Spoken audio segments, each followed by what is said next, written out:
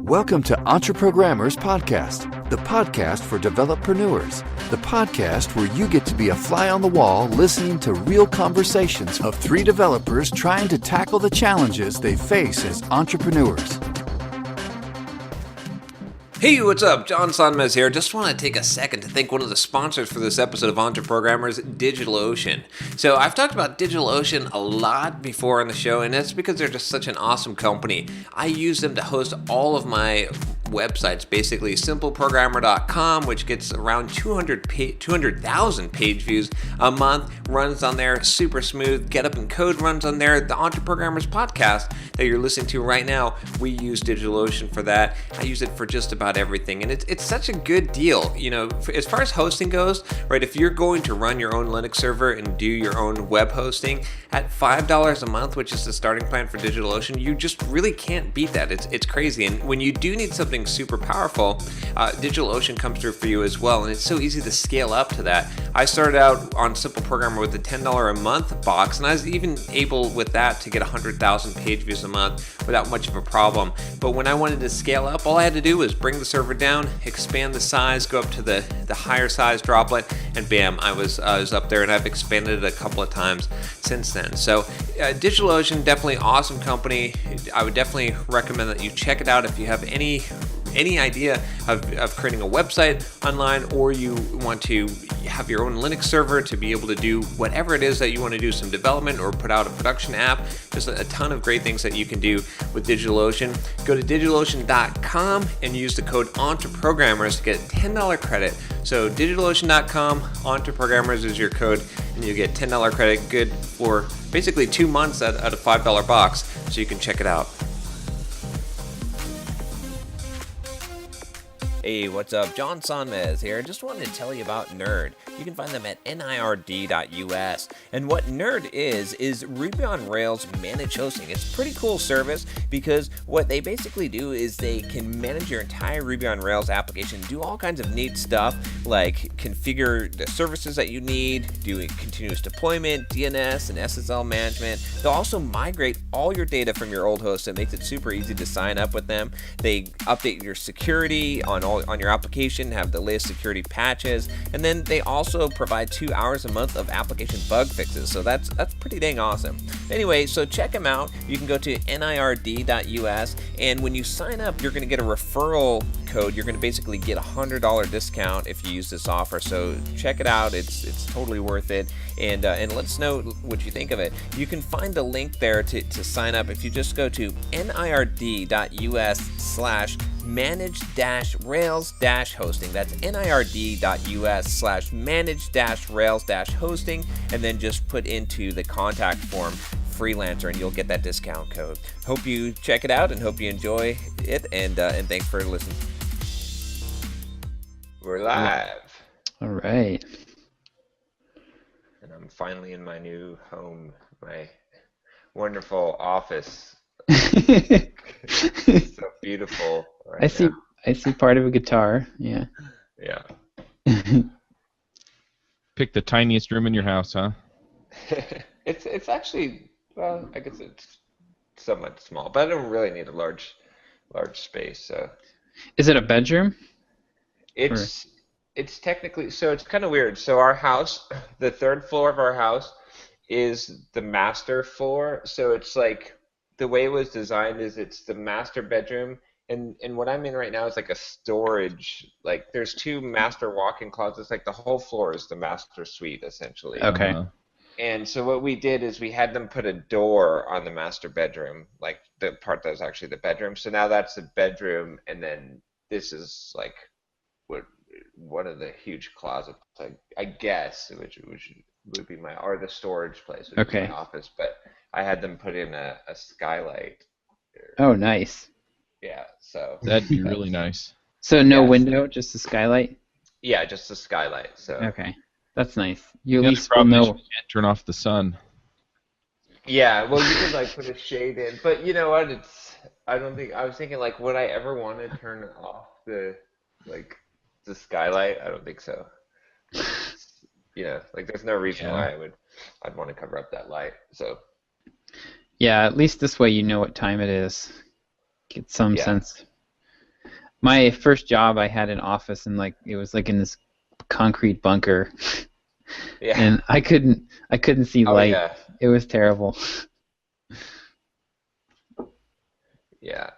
But yeah, so we're moved in, and it is pretty dang awesome where we're at though. It is like the coolest place I've ever lived. Like there's like the detriment is that there's some partiers at night on weekends and stuff, and so it gets a little bit loud. Okay. People walking Like back to their cars drunk at 2 a.m. and stuff like like that. Cause, in your building or like just out on the street? like street parking, because we're right next to the main drag with all the bars and stuff. Okay. So All right. like party city, California, but everything is so walkable. It's crazy. There's like, I mean, there's like 3 Starbucks in walking distance. Like there's like 4 grocery stores. There's like a grocery store, this like organic kind of health. It's called Sprouts. It's like, it's literally like I can see it from my house. Like, so Nice. that's pretty awesome. And then like there's like 3 or 4 gyms, like 2 regular gyms and like 3 CrossFit gyms all in walking distance. Oh, we know you're going to one of the CrossFit gyms for sure. Right? Yeah, I no was kidding. I was actually at one this morning that I'd walk by because I wanted to get my deadlift and like squat rebuilt, and this guy was specialized in like lower back problems. So Okay. I actually went this morning to the 7:30 a.m. workout, and I'm not sold totally. It's like a lot of kettlebells and stuff. Yeah. I don't know. Nice. But yeah, it's pretty awesome. Like, and then I'm 6 blocks from the beach and 6 blocks from the bay. They like connect here. There's like this huge marina bay. So like my running path now is like down to the beach and along the beach for like 6 miles and then up around the bay. So yeah, it's pretty dang awesome. I'm pretty happy with this location. Like you don't need a car. So That's pretty sweet. Are you going to keep the car? I'm gonna keep it just because, like, for driving to other places in San Diego. I mean, you could technically Yeah. take Ubers wherever you wanted to go because it's so infrequent. But it's an old car that I've already got paid off. I've got a 2-car garage, so I Oh, might as okay. well, keep it. And insurance, it's crazy. Like car insurance and uh, and liability insurance is half the price of what it was in Florida. Hmm. Oh, really? Yeah, you think You it'd don't be, have the old people driving the Buicks around yeah. broadsiding people. Yeah, yeah, that has to be Interesting. it because it's like in fact it's less than half because I maxed my liability insurance on everything. I got $2 million worth of liability insurance, Wow. like Huh. still cheaper, so I'm covered. I can like smash into people and Yeah. I can get into brawls and be like, sue me.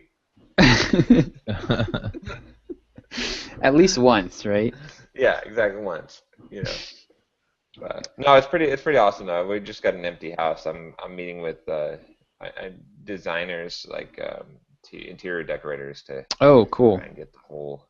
This time we're doing it like not doing the Walmart IKEA thing. So Yeah. Yeah. yeah. So Should be actually fun. hire a designer, and that's houses that are done that way. Oh my goodness, you can definitely tell. It's pretty amazing. Yeah, yeah. I figure it's worth it. Like normally I've been pretty cheap and frugal, but I want to like we got a nice place here, so I want to Yeah. make sure I do it nice. So plus we Nice. went like furniture shopping and stuff, and it was just it's gonna take like hundreds of hours, right? Instead of like I'd rather pay someone like $4,000 or $5,000, have them design the entire thing, and then Yeah. that's worth the Yeah. time. So yeah. Yep. Yeah, and you can see how it's gonna look too. Like a lot of times they'll give you a CAD drawing, shows how it's all gonna look. So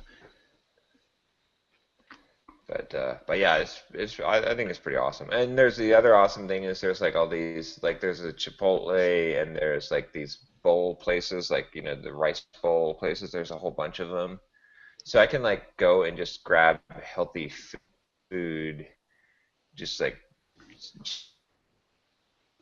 hundreds of restaurants all in walking distance. So nice. it's Very perfect cool.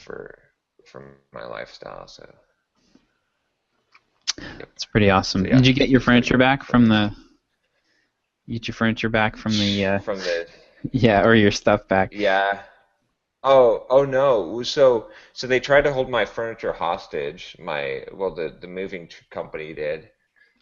They charged me. They said I was overweight and wanted to charge me like $1,000 more Oh, than what God. they estimated. Yeah.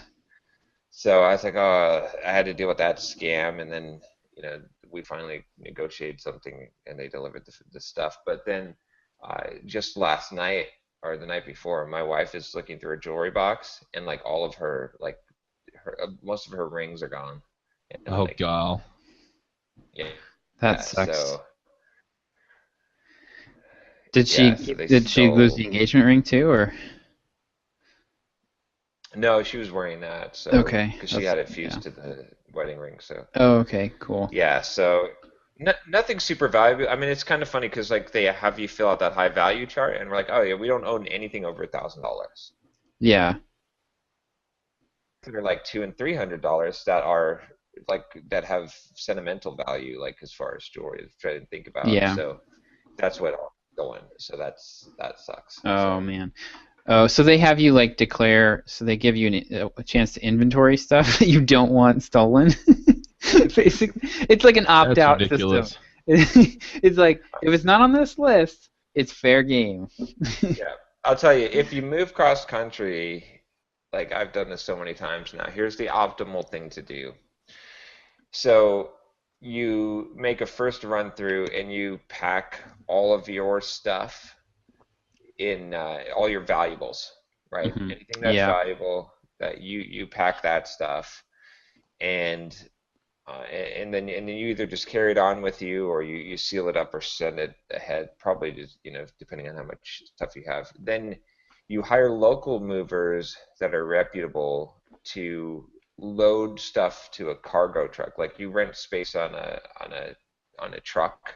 Like they'll give okay. you like so many linear feet. That's the cheapest way to go. Problem that is like getting this stuff there is sometimes they'll drop off like a tractor trailer, like a not a pod. The pod thing is almost a similar concept, but it's more expensive. This is just freight lines. They just like have extra space on their shipping trucks, and they'll give you so many linear feet, and you put the bulkhead in, but you get a local moving company to do that to pack and load because that's going to be cheap. In fact, you could just hire packers separately if you wanted, but once you've packed the valuable stuff and you get it there, and then on the other end you do the same thing. You just have them unload and put in your Mm. house, and that's overall going to be the cheapest, the least effort, and the least amount of problems. Yeah. So this time the problem was that you didn't pack all the valuable stuff. Yeah, I mean, I hired full service movers because I was like, oh, we'll just like we're on a short deadline, we'll just splurge and do the full service movers, pay a little bit more, but they should take extra good care of our stuff. Be extra, like, no. Yeah, because I've done it all. I've done the U-Haul where you pack up everything yourself, throw it in the U-Haul and drive, and that's a pain in the. And then I've done like the pod stuff and the the the freight ones, and where I've loaded the trucks, and but yeah, I think the cost effective and time effective, the most effective thing it would be pack your valuable stuff, and then like I said, have local movers load it into a freight truck, Yeah. and then unpack. And then the nice thing about that also is you've got 3 different sets of people, each responsible for one particular thing, Hmm. and so you don't get the bull crap that you get from one of these van lines, professional movers where they're like pointing the finger and telling you you've signed liability, and they can't really hold your stuff. There's not hold the entire lay, you know what I mean? Like the local movers, let's say that you Yeah. have someone loading your truck, they have one specific job, and when they're done, they're paid, and that's it, right? Yeah. And then the freight trucks, those guys, they want your stuff off of their truck.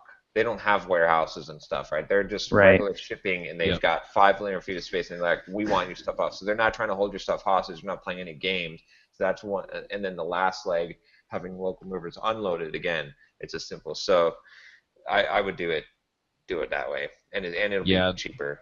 So. Yeah, the shipping lines, that makes sense. I mean, that space is their money, Mm-hmm. and they want it back. Yeah. Yeah. Well, and their truck can't keep moving either, so. Yeah. Yeah, I don't know. Out here, John's the only person I know that's actually paid people to move his stuff. Like out here in Utah, I don't know if it's a Utah thing or a Mormon thing or something else, but yeah, of course, the word does go around at church, and that's why you get people to come out and help you move your stuff. So they'll help you load it up into the truck, and then if you're not moving far, they and your new neighbors will help you unload your stuff. Yeah, and Very I've done common that. here. Yeah, I've done that too. But Yeah, it is a pain. it's harder. Yeah. But yeah, so that's it. So I'm pretty much, I've got a few things to take care of here. We've been trying to get like window treatments and all that fun stuff. But man, it is amazing here in San Diego. I have to tell you, every single day you wake up and it's blue skies, perfect weather every single day. I can't believe I didn't move here sooner. So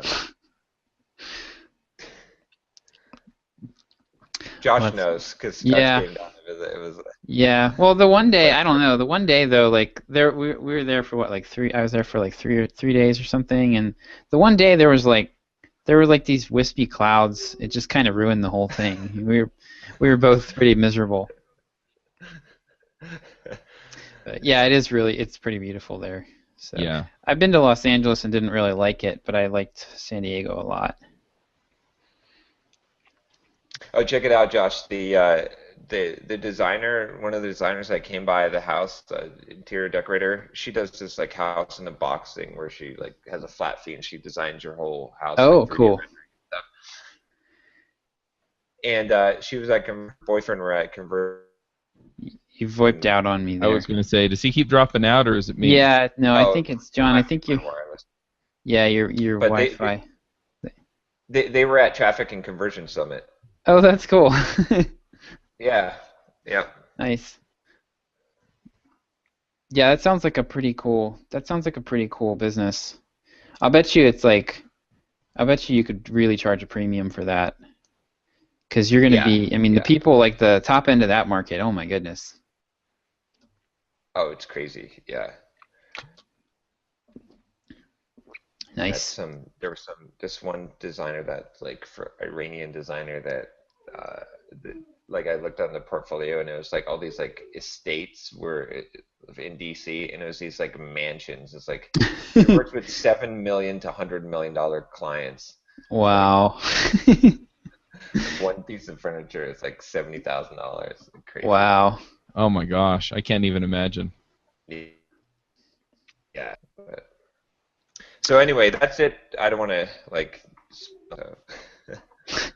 Is there somewhere, John? Is there somewhere else you could go? Because I think where you Yeah. could get a better Wi-Fi signal, maybe.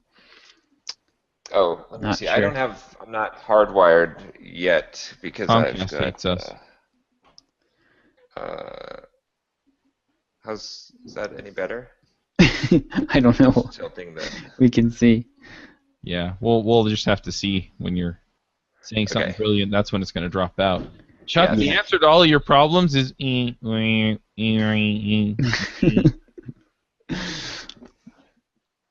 I've got to get the one. I've got like internet hooked up here, but it's. I don't have the wire like in the junction box. They didn't terminate the.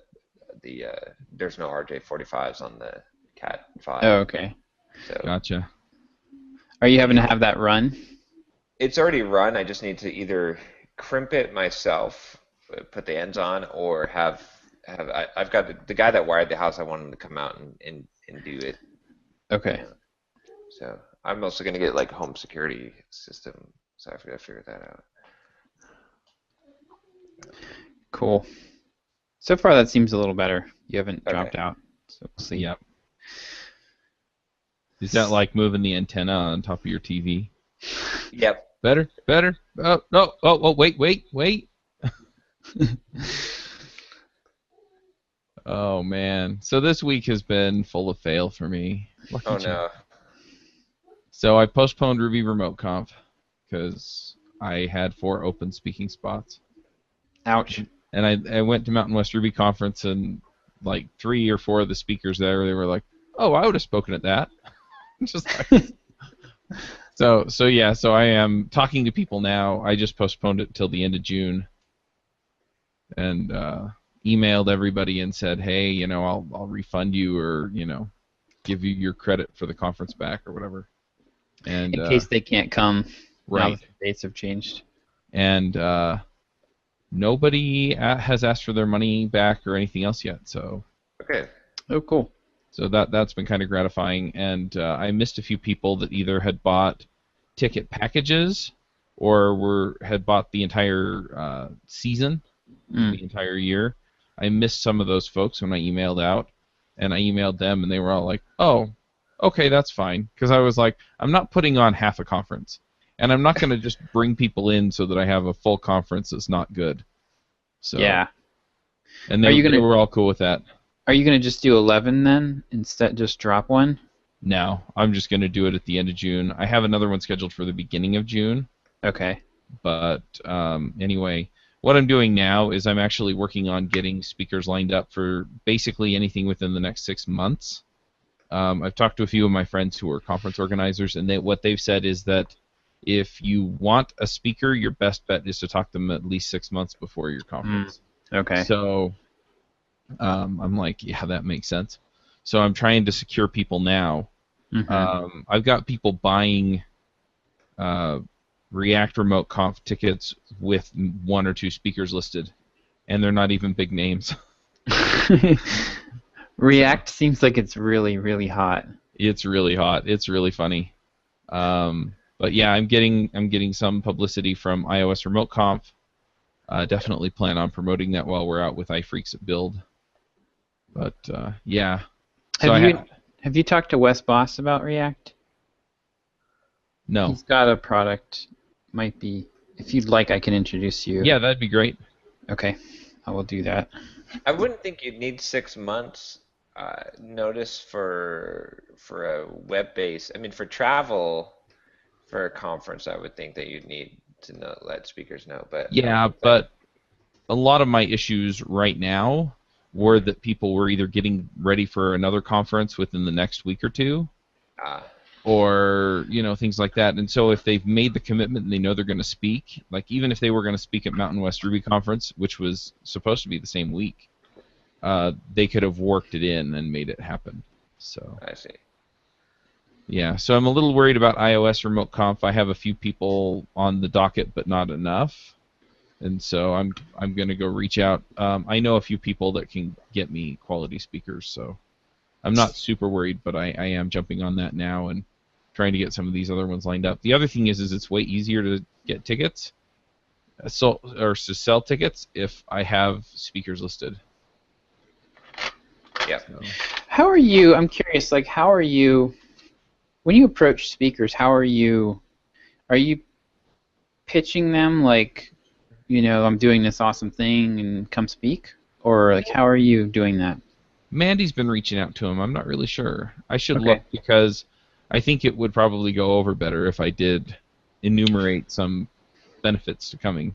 Well, I was thinking, I was also thinking that there might be a way to make it seem a little more prestigious. Like I'm assuming that Mandy would be like kind of inviting people to speak, but if you could invite people to apply more, make it seem a little bit more like we're going to be cherry picking the best here, and not kind of like most conferences do, right?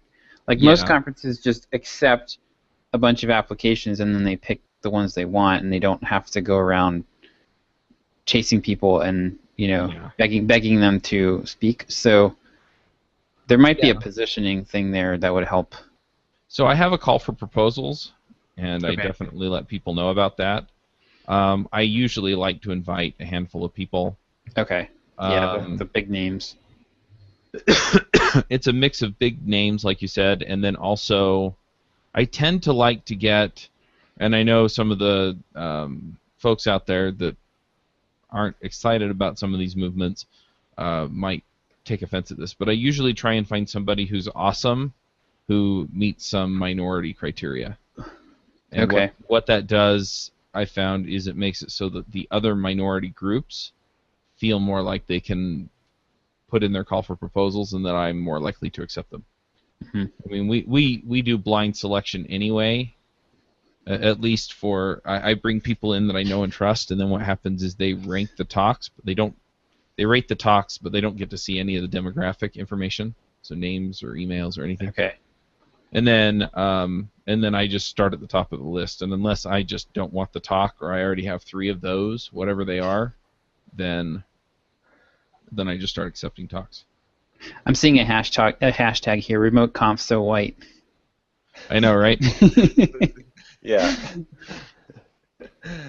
So Cool. anyway, but that's kind of the way I approach it. I like to have a few people on the conference early on, and if they're people know, then they're more likely to buy a ticket. So charge an application fee, and also do a blood test, genetic. I know, right? Yeah. Like, are only 5% Native Americans, so I'm gonna have to say no. When you spit in that little package, you didn't spit enough in that package. So. Are you sure your great-grandfather was black? Because I think there might have been a little bit of, Yeah. going I've on never there. seen a urine sample that color. But yeah, so anyway, so I felt a little bit bad postponing, but everybody was pretty cool about it. And then I also sent around the message on Kickstarter that said, hey folks, I don't have time to do Rails clips, but I am going to finish the video series by April 30th. Yeah. And it was funny because there were a few Kickstarter backers at the conference, and I was chatting with them. I'm like, yeah, Monday was rough because I basically told people that I failed like 3 different times. And they're like, oh yeah, I did get that message on Kickstarter, and they're like, yeah, that's cool. I'm looking forward to those videos. And that was all the response I got. So Yeah, I think it's not as big of a deal. Like it's a lot harder for you than. Yeah. Most people haven't been sitting around like probably thinking about where are those videos. No, what brings it to their attention is when they see $10 come out of their account and they don't get anything. Yeah. So that's the deal there. But yeah. So that's been crazy. I'm working on just making sure that I do that right. And then there was a lot of discussion about who to bring into Ruby Rogues, and I don't know if I want to go into exact details, and I'm still trying to figure out exactly where I come down on it, but The drama. Do you need another? You need another host? Is that the problem? Yeah. So what's going on is basically for the last several weeks we've had 1 or 2, sometimes 3, if we're really lucky, 4 rogues show up to record episodes. I'm the most consistent. But like the next 2 weeks, I'm not going to be there because I'm going to be at Build and then I'm going to be at MicroConf. So anyway, so we reached out, we were talking about where things are going, and I basically said, well, Saran and David haven't shown up very much, at least for a while, and so we started talking about, okay, well, are they going to stay or are they going to go? And I was like, I want to give them an opportunity to commit to coming. And Saran said that her job with Microsoft, she just can't make it. And so we looked briefly at moving the time, and that turned out to not work, just because we couldn't find a time that worked for everybody else. So she's dropping off the show, and so we're looking to replace her. And there was some sentiment raised that the panelist to replace her should also not be a white person. And so, and I was the person that actually had a problem with that. And it was mostly just, if somebody comes on the show and they're awesome, then who cares if they're black or white or something else? Yeah, don't play into that. Anyway, so there was a lot of emailing back and forth, and I was really, really frustrated with it. So, and that just made Monday an extra and especially emotional day.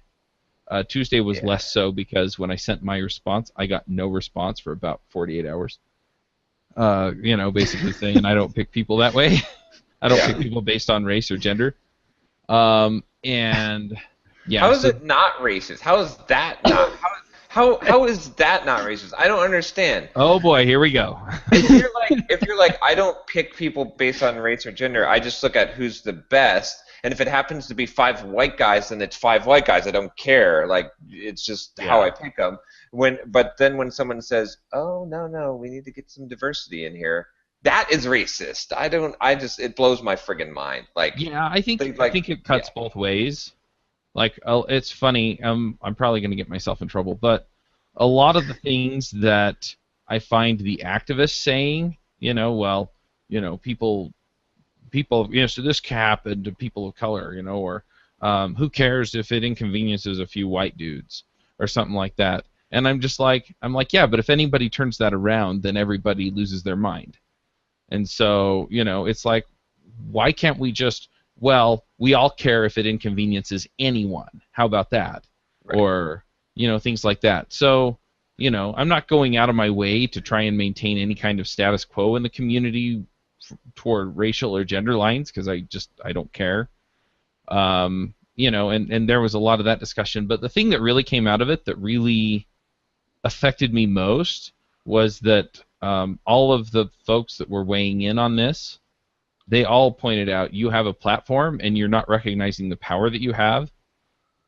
And yeah, I mean, when we started the show, it was, hey, let's get a group of people together and talk about Ruby on a podcast. Right, I mean, exactly. That was the depth of thought that we put into that. Who do we want on the show? Oh, well, we'll get this guy and this guy and this guy. And then when 2 of them couldn't come anymore, then it was, okay, well, we had these other 2 guys on the show and they were awesome, so we're going to invite them. And that's kind of how the panel has morphed over the years is, okay, somebody else is going to drop off or can't make it or has other life priorities now, and so we're going to, let's see, who else should we bring in? Well, so-and-so was pretty awesome, so we're going to bring him in or her in. And so the current makeup of the panel is, if you're measuring on those things, is vastly different and more diverse than it was. And it's just because I don't much care if somebody is white or black or male or female or gay or straight. We have a transgender person on our show, and that drives some people crazy. But it's like, look, this is the person that I want to gab about Ruby with. Yeah. Do they know their stuff, and are they interesting and fun to talk to about are they entertaining? That's the criteria that you should be. Yeah. Yeah, it shouldn't be based off of other stuff, because. Yeah, but I did have it pointed out to me. I was gonna say, just unless it's something like it's like they're really like they're very rare and they are skilled, and it's like they're doing something special that it's like, oh, this is kind of cool, and they happen to based on a cause up there. Yeah. Well, and if I had 2 or 3 people that all met that criteria and I had to pick, I'd probably go for the one that met the other criteria. It's like all things being equal, sure, I'm going to give the black woman a chance before I give the white guy a chance. But yeah, exactly. And I would do the same thing. I would do the exact same thing. It's like if everyone was at the equal level, I'm going to pick the more diverse person just simply because it'll be fun. It'll be cool. Like it'll be, you know what I mean? Not because you see what I'm saying? Like if everyone is at the same level, but I'm never going to pick someone who's less because they're less qualified because they're more diverse. That doesn't make any sense. So. I think. Well, and I think that's a bunch of rubbish too. I am trying to be careful because I do recognize that sometimes I act with bias without knowing it. But I mean, that's just my own personal. Okay, what's going into this decision and why am I really making it? But I think I've done okay so far. So I'm not super worried about it. I'm just trying to be more aware. The other thing though that they pointed out was that because Ruby Rogues reaches so many people, because we get, last time I looked, I think we were getting like 15 or 16,000 downloads every episode. And so, they pointed out and they're like, well, it's not just what we talk about on the show, it's also the people we have on the show and the people that we've given a voice to on Ruby Rogues, and that's part of the platform. And the personalities are definitely, the way I see it is that people start listening for the technical content and they keep coming back because of the people on the show. Yeah. Right. So, they come and they see, oh, Ruby podcast, and so they start listening, and then they decide, I really like Avdi, and I really like Jessica, and I really like Coraline, and so they keep listening. But anyway, they did point out that some of them have been a little bit controversial in the past. Some of them are being controversial right now, and so by having them on the show, I am effectively giving them an amplifier for whatever they're talking about in other areas of the internet. And I guess that's true too. So there's a lot. I mean, there are a lot of inputs, and I'm just trying to sort through what it means and how that affects the decisions I make. The problem with this is, like, once you start down this road, once you start playing, like, what is the politically correct game, there are No, way I'm not too doing many. that. No, I know, but like once there are just way too many aggrieved groups. Yeah. That you even if you wanted to do that, you can't possibly represent everyone. Yeah, And I it's guess. just ridiculous to even. It's just ridiculous to even. I mean, that is not the purpose of the show. I will tell you though, guys, I am doing my best to get as dark as possible for us here. So I am taking one for the team. So, I'm getting darker and darker, as I yeah. We'll just call you Melanoma, John. But yeah. So anyway, so I was frustrated with that. They did give me a lot to think about in their emails. I'm still not sure exactly how I feel about it. I do sympathize a little bit more with the way that they think about this, but I'm not sure that I sympathize enough to actually make a decision based on any of that. I mean, and I think it goes without saying for them too that the decision has to be made regarding somebody who comes to the show and brings something to the show. Yeah. But anyway, I was like, yeah, but I don't feel like I can make that a tier 1 decision point on this. And what are you going to do? Filter people because they have opinions that you don't like that are outside of the show? Like, no, those are the people I want on the show. Yeah, I mean, if people are because they said, well, you're giving a platform to people that are saying controversial things. Yeah. Good. I mean, that you want diversity. That's diversity. Like, everyone who wants, quote, diversity doesn't want diversity. What they want is they want everyone to think the same as them, that everything is fine, everyone's equal, everything is. But that's not diversity. Diversity is that there are some people that are, totally out there in left field, like screaming hate, and that there's some people that want to love everyone, and that there's some people that are in the middle. That's diversity. Diversity is like all of the colors of the rainbow, good, bad, and ugly.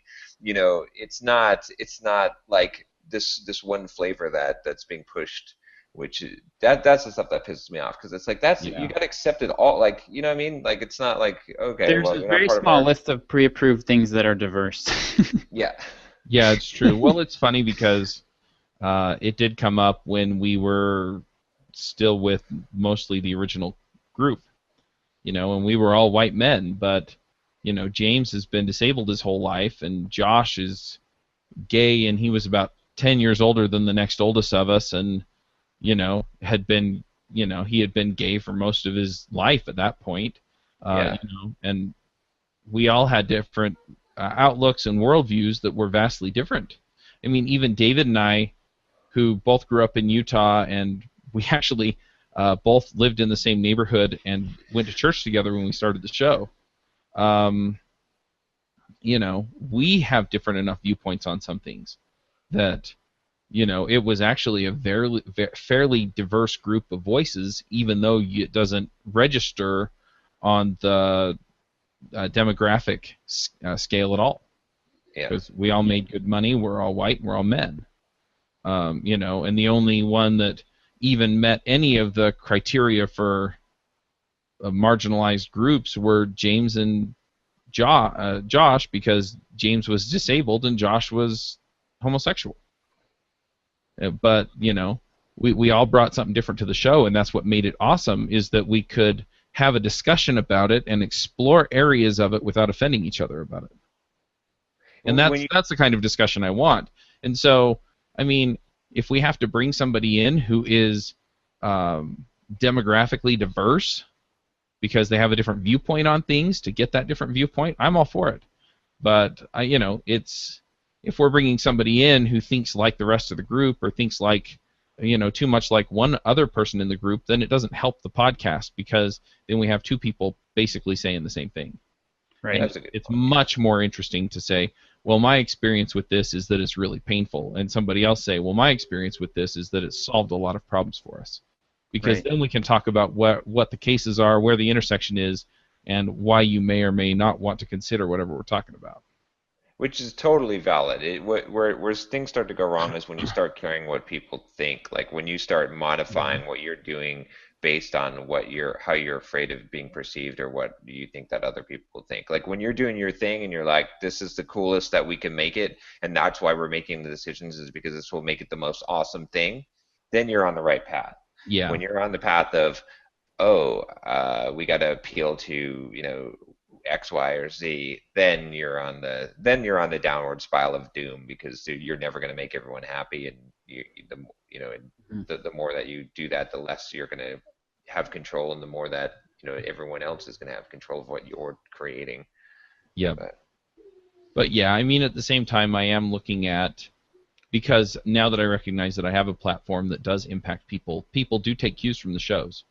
And I've seen that before. I just, it just never clicked together like this.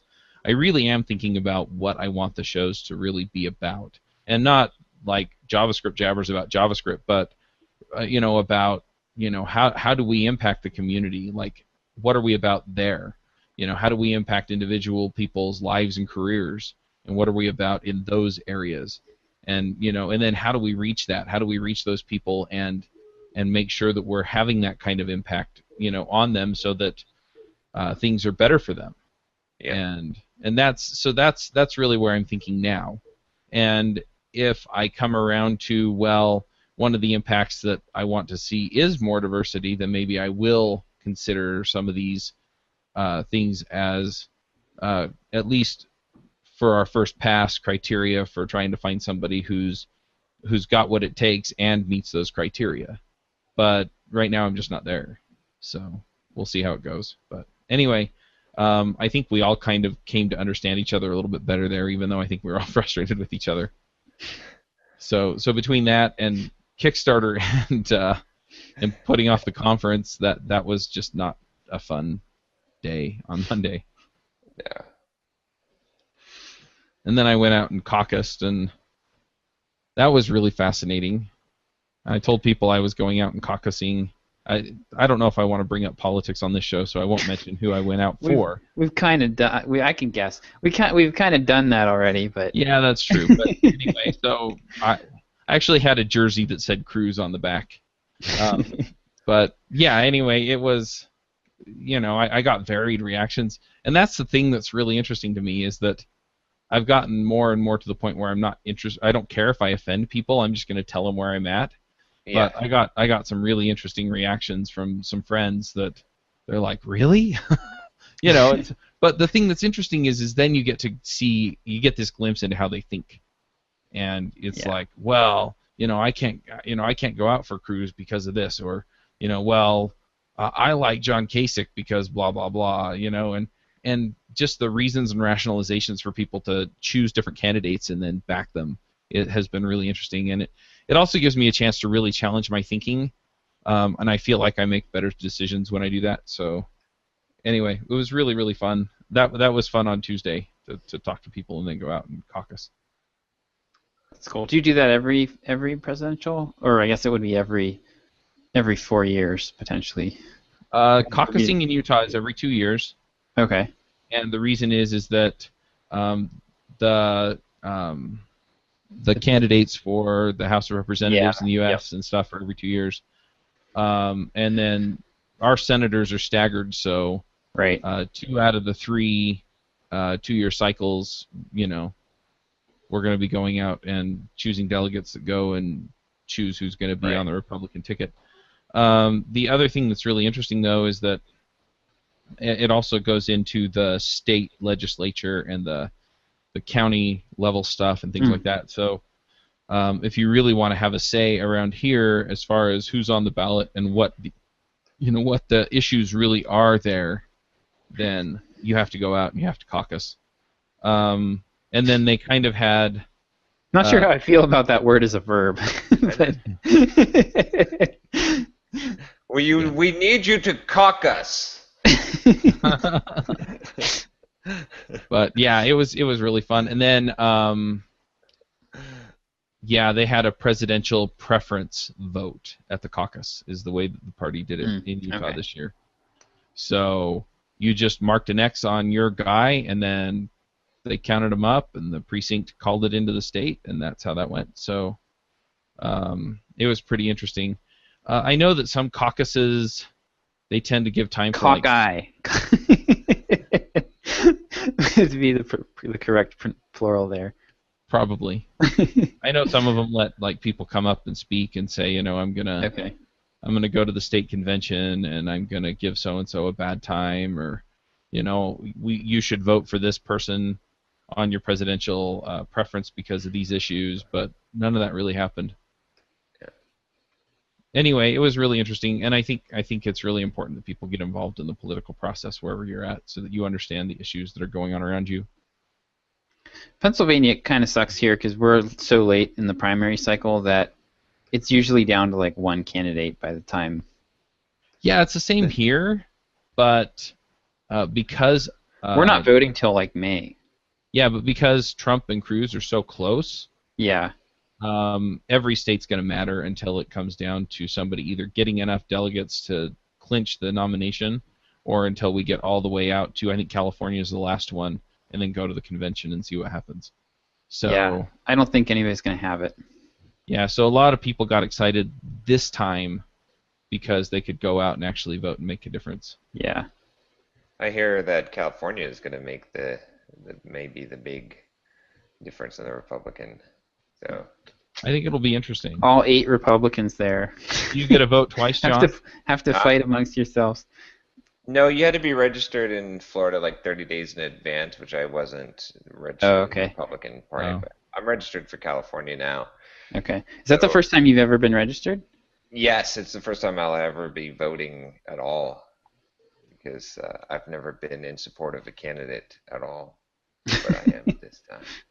Yeah, I was kind of in the same boat. And even Mitt Romney, who was popular out here because of what he did for the Olympics, I also heard some mutterings that he's Mormon, so we have to vote for him, and I told those people that they were dumb. But anyway, I liked him, but I didn't like him enough to actually go out and caucus. So. Okay. But yeah, this time I really felt like, even if I didn't have somebody that I was really behind, which I did, I needed to be out there and know the issues well enough to pick. So that's what happened.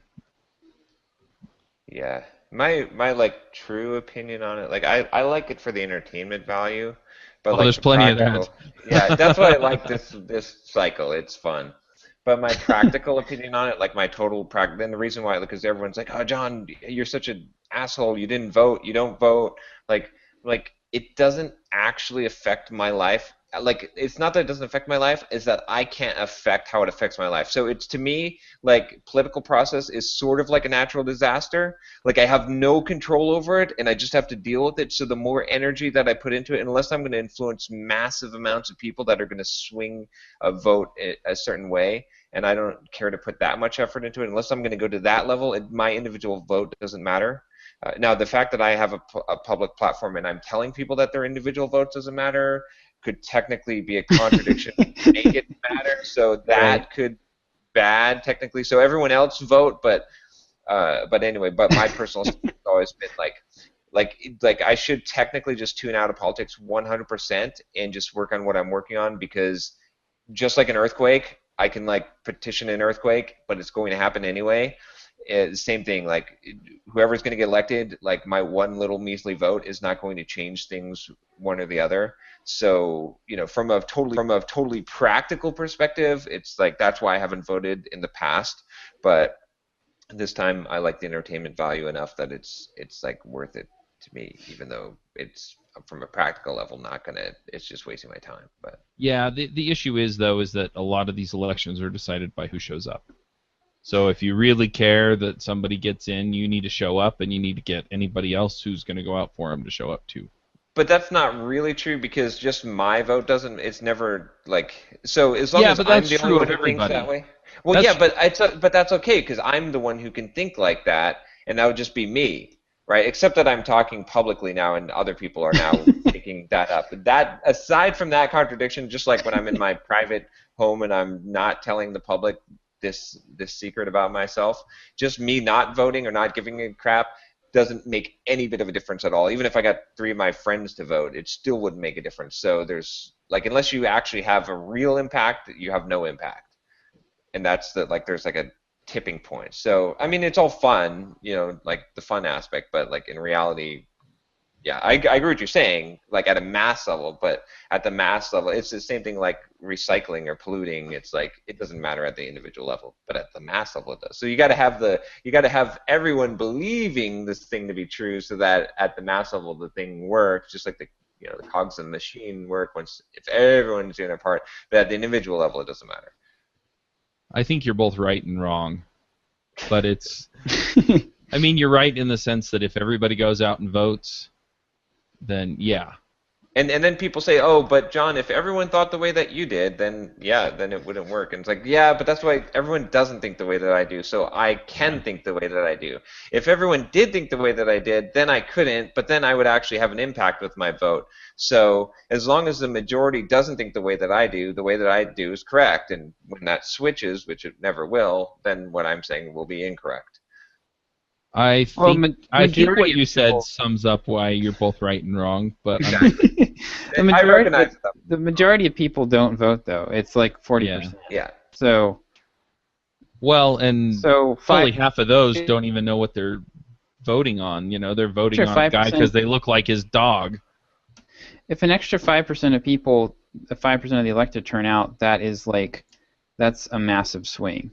Yes. I mean that. And that's why it So, comes down to who shows up.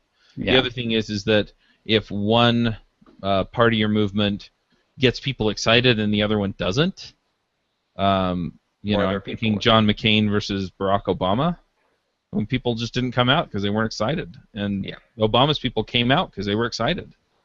Yep. So it comes down to who shows up. Yeah, it's not the same 40% every time. Yeah. Right. It's the same 20%, and then a bunch of people who only show up every 3 times. Yep. Yeah. So anyway, I'm going to veer this back toward business here for a minute.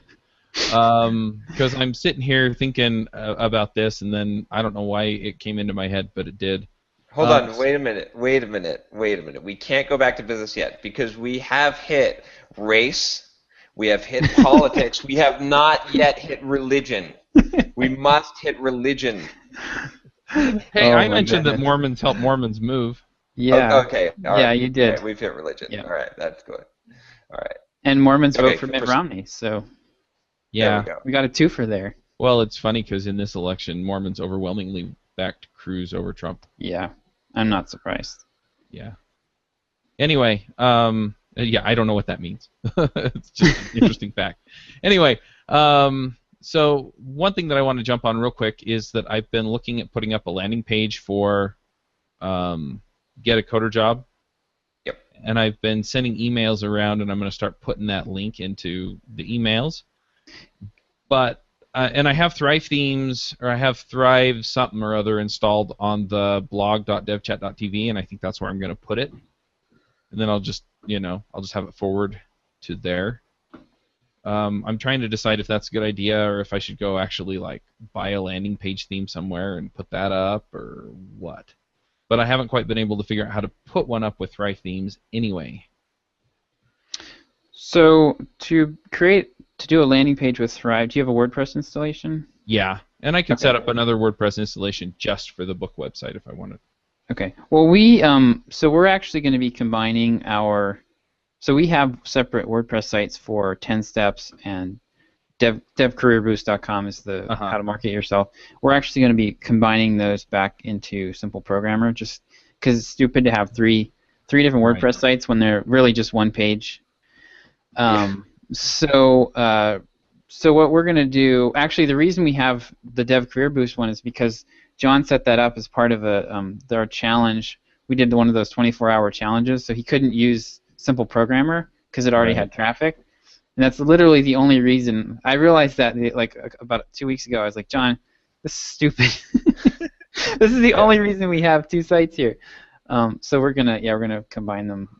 So all you do to set up a landing page with Thrive is create a regular WordPress page, and then you have to install the Thrive Content Builder. So if you don't have that plugin installed, then you'll need to install that.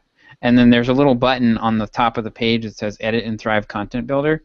You click that, and it opens the Thrive page editor, and then you just choose a theme. And they've got a bunch of themes in there, and that basically replaces the page, the WordPress page. So is the Thrive Content Builder I want? Yeah, Thrive Content Builder. Yeah. So you'll need to have. It's not. Yeah, I was kind of. And I you'll saw probably that also. button there, but when I clicked it, it said the page isn't picked.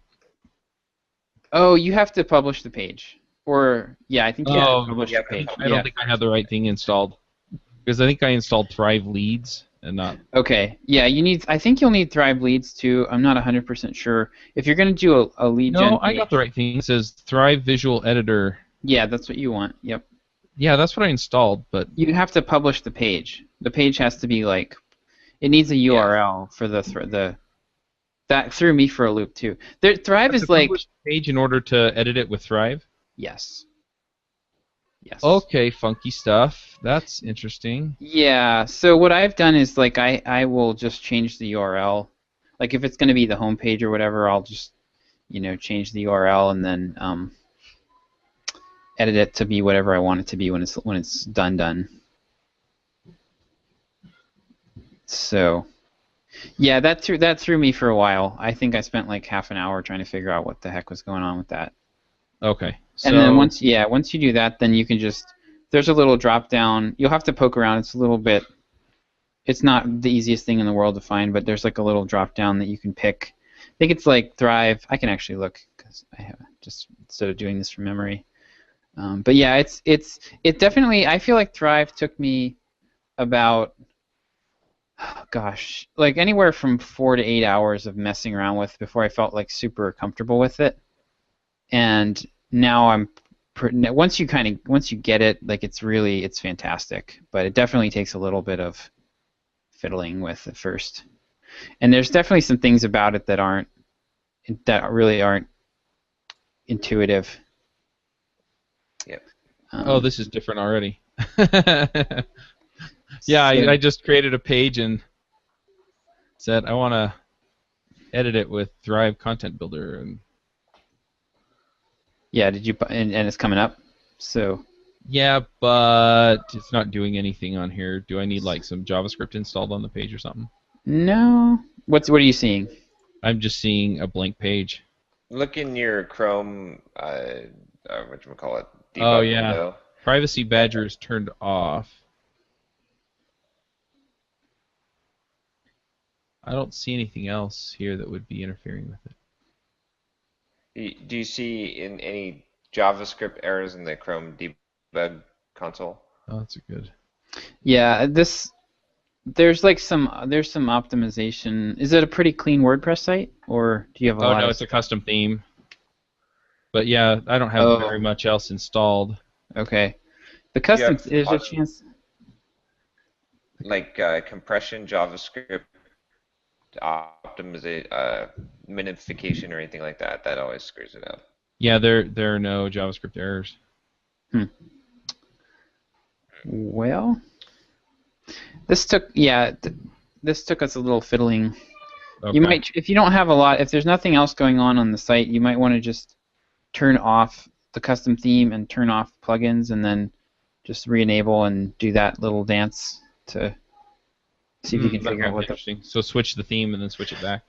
Yeah, switch it to like the 20, whatever the latest default WordPress 2016 or whatever the latest Okay. I'll theme try that. is, and because it sounds like we had issues with there's certain optimization plugins that will minify your JavaScript, and that was screwing it up, and I had some trouble with it, but Yeah. All right. It's Yeah, like a I pretty paid somebody to skin this like Oh, okay. DevChat.tv, so it looks like the other site. okay. It's a pretty heavyweight plugin, so there's definitely a lot of things that can go wrong with it. Right. But it's worth it. Okie dokie. I'm not going back to lead pages, so I got to figure something else out. Yeah, we have burned that bridge. Apparently, they've introduced drag and drop design, so they're at least getting better than like what I hated about lead pages before was how everything was like locked down. You had like they had the template, and then you had to write your copy to fit the template, which is just asinine. It's like form follows function, Yeah. not the other way around. Yep. So makes sense. Cool. At least we got you one step closer anyway. Yeah.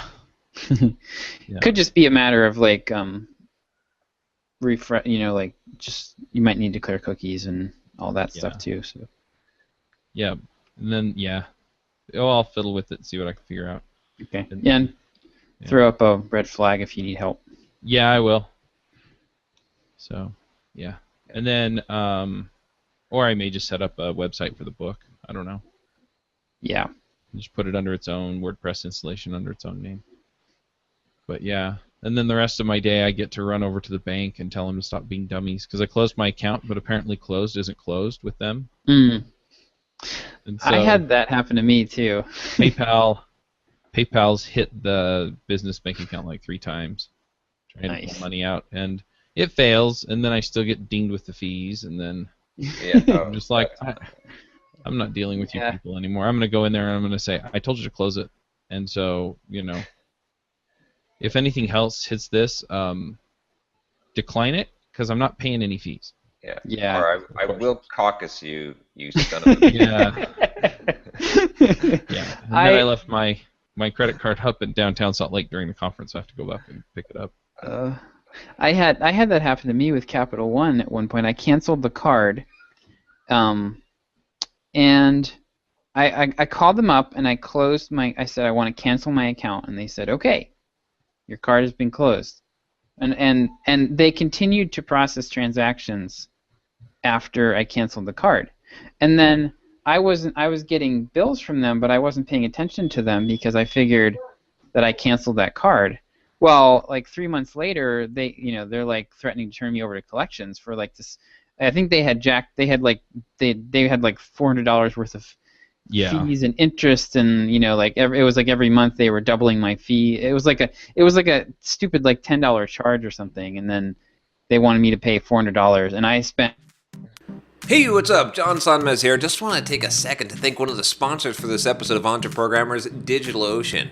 So I've talked about DigitalOcean a lot before on the show, and that's because they're just such an awesome company. I use them to host all of my websites, basically simpleprogrammer.com, which gets around 200,000 page views a month, runs on there, super smooth. Get Up and Code runs on there. The EntreProgrammers podcast that you're listening to right now, we use DigitalOcean for that. I use it for just about everything, and it's such a good deal.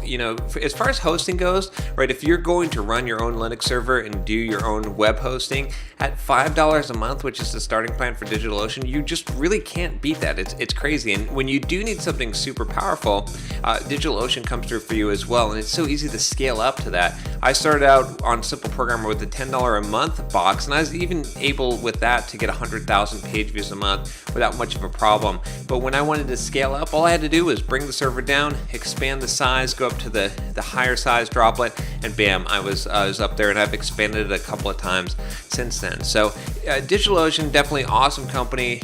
I would definitely recommend that you check it out if you have any idea of creating a website online, or you want to have your own Linux server to be able to do whatever it is that you want to do, some development or put out a production app. There's a ton of great things that you can do with DigitalOcean. Go to digitalocean.com and use the code EntreProgrammers to get a $10 credit. So digitalocean.com, EntreProgrammers is your code, and you get $10 credit, good for basically 2 months at a $5 box, so you can check it out. Hey, what's up? John Sonmez here. Just wanted to tell you about Nerd. You can find them at nird.us. And what Nerd is Ruby on Rails managed hosting. It's a pretty cool service because what they basically do is they can manage your entire Ruby on Rails application, do all kinds of neat stuff like configure the services that you need, do continuous deployment, DNS, and SSL management. They'll also migrate all your data from your old host. It makes it super easy to sign up with them. They update your security on your application, have the latest security patches, and then they also provide 2 hours a month of application bug fixes. So that's pretty dang awesome. Anyway, so check them out. You can go to nird.us, and when you sign up, you're going to get a referral code. You're going to basically get a $100 discount if you use this offer. So check it out. It's totally worth it. And let us know what you think of it. You can find the link there to sign up if you just go to nird.us/manage-rails-hosting. That's nird.us/manage-rails-hosting, and then just put into the contact form freelancer, and you'll get that discount code. Hope you check it out and hope you enjoy it. And thanks for listening to the show. Take care. Hours on the phone, and I was just I had to explain it like 10 times to 10 different people, and I was like, I'm not paying this. Yeah, I'm just going to go over to the bank branch and just yell at somebody in person. Usually gets them motivated. I ask nicely, and I sit there and smile at them until they tell me no. I've done this before. One strategy that usually works a lot in those situations is a lot of times I'll just say, okay, this is what I'm going to need you to do. Yeah. Instead of can you do this, I say, okay, this is what you're going to do, or this is what I'm going to have you do. And then, because they're so used to deferring to authority that they will just do it. I swear those tellers get beat down hard at work.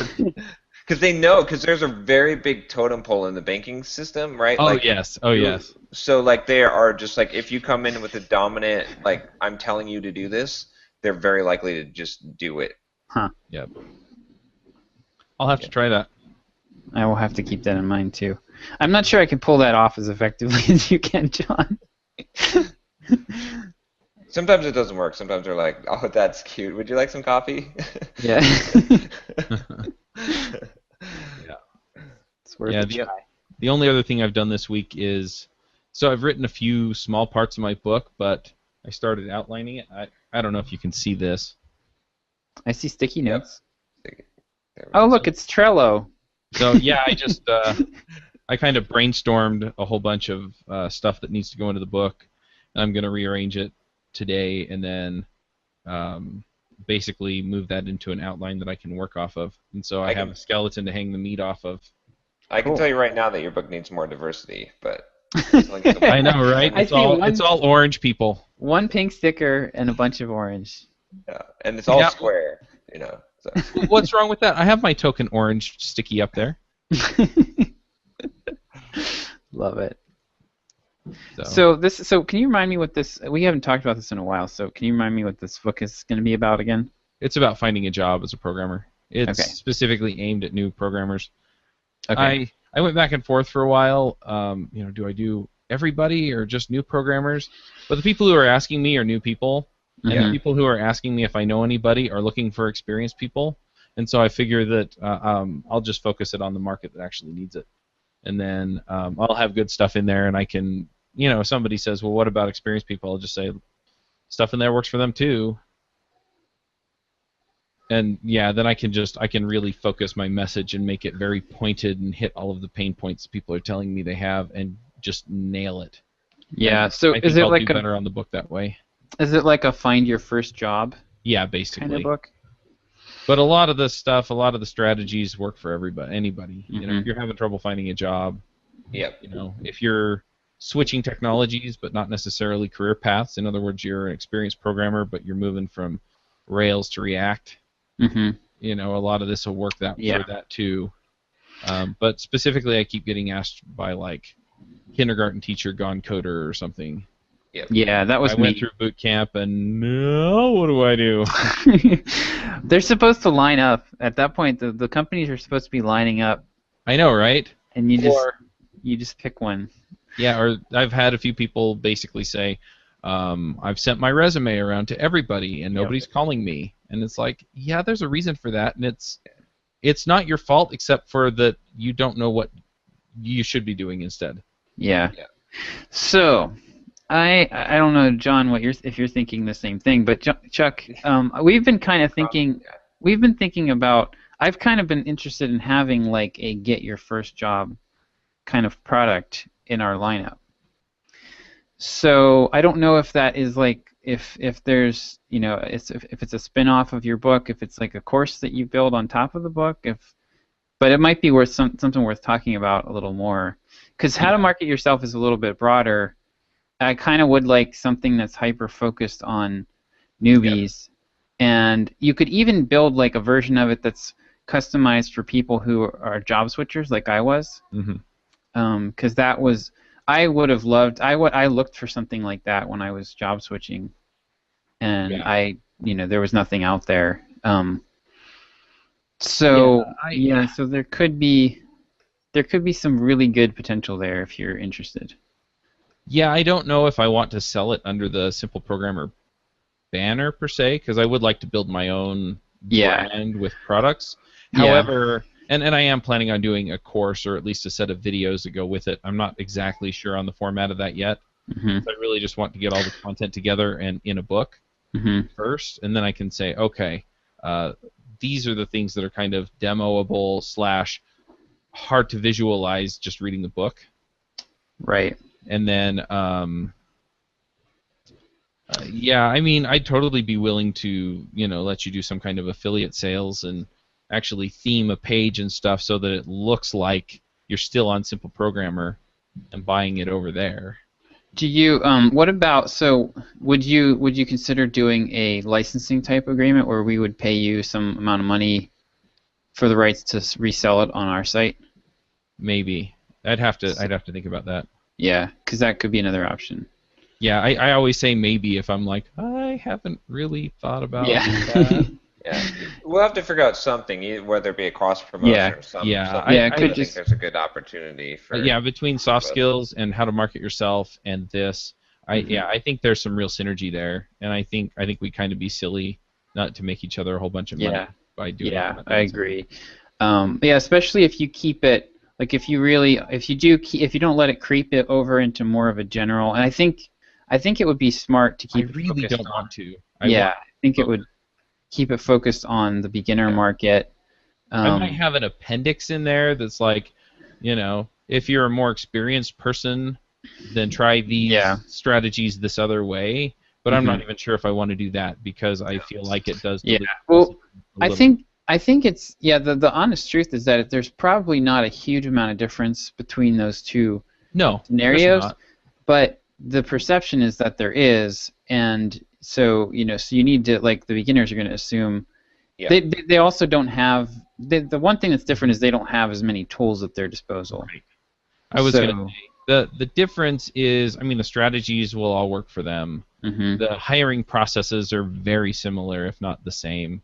Right. What really differs is that people who have been in the industry longer know more people, and so that makes it a lot easier to get a job. They have more experience. Right. They've sat through more interviews. So basically, a lot of it boils down to experience and who you know. Yeah. But the other difference is that the challenges for somebody who's new versus somebody who's not new are also they exist. And if you're if you are one of these, we're going to go back to the minority discussion for a minute. I mean, there are challenges out there under certain circumstances for people who look different. And so, in my book, that particular point, I'll tell you right now, it's going to tick some people off, but that point is going to be, there are people out there trying to change it, but for right now, you just have to deal with it. And, so here are some ways to deal with it. But most of the power in those situations is not in the hands of the applicant. Yep. Exactly. But anyway, so what the rest of it boils down to is, how do I get noticed? How do I get involved? How do I get my name out there? How do I get, where experienced people can kind of go, well, I worked with our our mutual friend John, and so Josh, do you want to hire me? Because you can go talk to John and he'll tell you how great I am, and you may not even call John just because you feel good about me knowing John. Right. Whereas these new folks, they just don't. The other thing is they don't know where to look. They don't know what a good job looks like. They don't know. Right. Yeah, so there are all these other things, and so they're just desperate to get a job, and they're afraid to say no, and they don't want to look like they don't know what they're doing, and so they tend to make a lot more of those mistakes than the experienced people. Yeah. Well, and the other thing that is tough, and I kind of went through this recently, is the whole proof, right? Because if you can prove that you can do the job, it's kind of a no-brainer. The problem that employers have is they don't have any way of knowing if you can do the job or not, and so they have to go off of your resume basically and your experience and assume that if you work somewhere for 3 years that you can do it. Right, and that you're telling the truth. Yeah. So assembling that proof when you're new is especially you have to be. There's creative things you can do that get you a lot of that same benefit of having 5 or 10 years of experience, but most people never think of that stuff. They just think, I've never worked anywhere before, so there's nothing I can show. Yep. Yeah, the other challenge is knowing how much you should get paid for new people. Yeah. That experienced people generally know what they're worth. I take it back. Generally, people who are out there looking for a new job, they know that they're worth more than they were when they got hired at their last job. Right.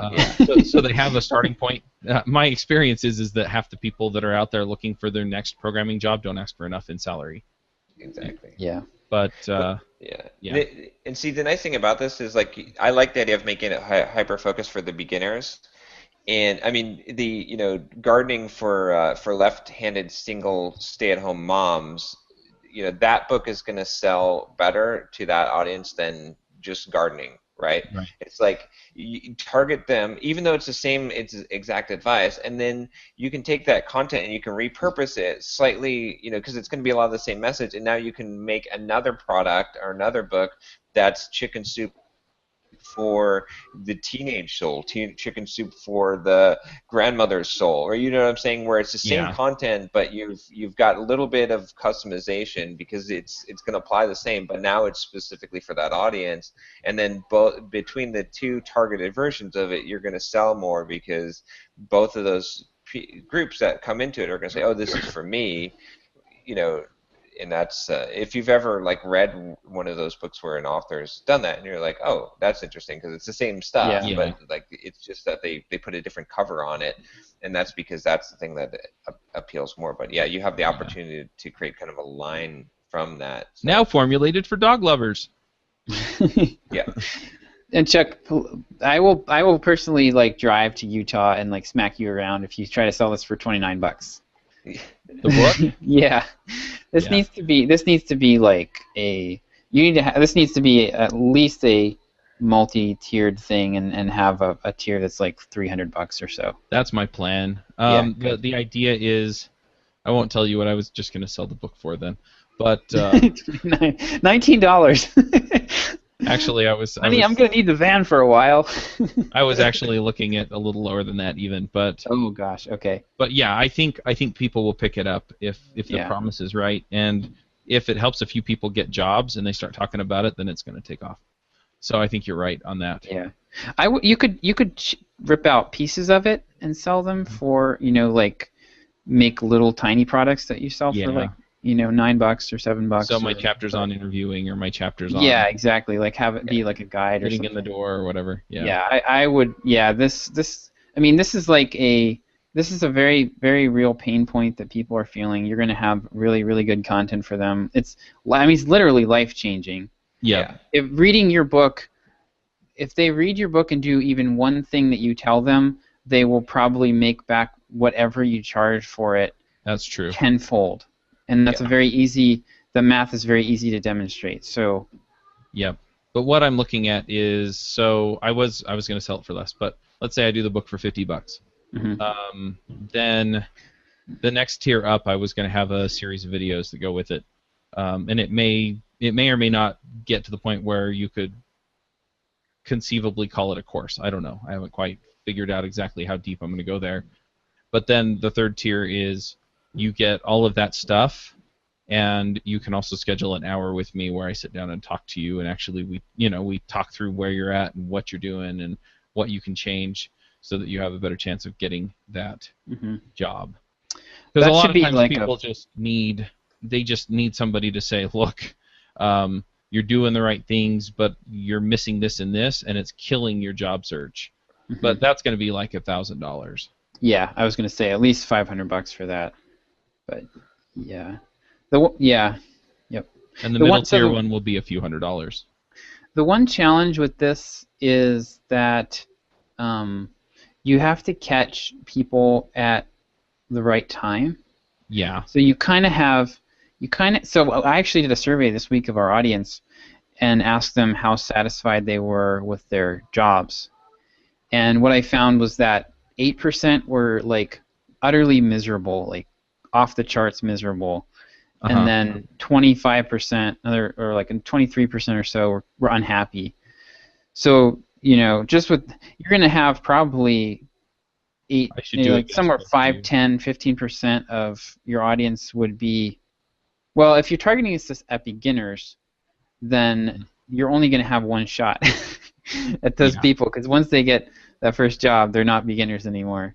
Yeah, but the thing is that I feel like with this, most people that I talk to, I have a 3 to 6 month window after they, because especially since they graduate from the boot camp, a handful of them might actually get a job right out of the boot camp, but most of those folks, they kind of flail around for 3 months, and then they go, why can't I find a job? And that's where I want to hit them, is right there, where they're just totally and utterly frustrated. And, okay, now what? What do I do? And so then they come to this and they go, oh, this is telling me to do something different, and I see why it works. Yep. Yeah, I'm not really. This is not really a bad thing. It's just, but that's a very small slice of your audience. It might be 3-5%. So that's the only downside. It's going to limit your sales a little bit, but I think partially the urgency of it and the fact that you're the only one doing it will make up for that. Yep. I guess so. There's like two types of audiences. There's like a static audience, and then there's like the passing parade. And this is definitely a passing parade. So like, it would be. It'll also be good for you to build a back end off of it, where you've got kind of like John has the 10 steps thing, So even after you get a job, there's still something else to buy. Right. He can help you with. So. But that's down the true. road. I could write a lot of those. How to talk to your boss. Exactly. How to contribute to your team in non-conventional ways. You could also, one thing you could try to do would be all during the marketing of this, set them up to be thinking, okay, well, just getting hired is only part of the battle. Right. Yeah. And then you're going to help them, so once they get hired, you're going to help them with, because you're kind of on probation that first 3 to 6 months. So here's all the things that you have like something else to offer them that helps them through that time frame. Yeah, that's another one that I have in me that I've kind of been. I keep coming up with more ideas for, and that's how to level up. Yeah. Yep. But yeah. Cool. Yeah, Lots that sounds ideas. exciting. Now I have to go back and play this and take notes. Yeah, I'm definitely. I'd like to do either some kind of affiliate thing or some kind of licensing or something. So we have another. We're talking to another somebody else who has kind of a similar product, but I'm going to probably do like an evergreen funnel with them where I build. They wanted to do like a joint venture where they just do a webinar, and I was like, okay, well we'll do that, but we'll record the webinar, and I'll build an email sequence that leads up to it. And we're going to make that evergreen. So hopefully when we're done, we'll have another cash stream, and I'll just drop that in the bottom of my Plinko machine, and everybody coming through is going to get pitched on that email course, which leads into the webinar. Right. So. Yeah, I'm working on, and that's one thing that I thought about doing is basically scheduling like 5 or 6 webinars and I think I talked about this on an earlier show, and then just making them available for anyone who comes live, and then anyone who buys the package that has them in it, and then basically just dig into a couple of the main points of this. And what I want to do is I just want to talk about the main points under that umbrella for like 30 minutes, and then do Q&A. Mm-hmm. And then what that does is it gives me a chance to flesh out the book some, but it also gives me a chance to get people on board with the message of the book and what it's about and start talking about it. Yeah. And do that as part of the launch. Yep. Since you've got an upper tier that's pretty expensive, I think the webinar format is probably that might be the best way to sell it too. Yeah. So should I put up pre-sale page now, or should I wait until I have the book ready? Okay. So my opinion on this is going to be what happened with Kickstarter. Okay. I'm actually not a fan of doing that. I'm not a huge fan of it. So build up to a launch and then launch.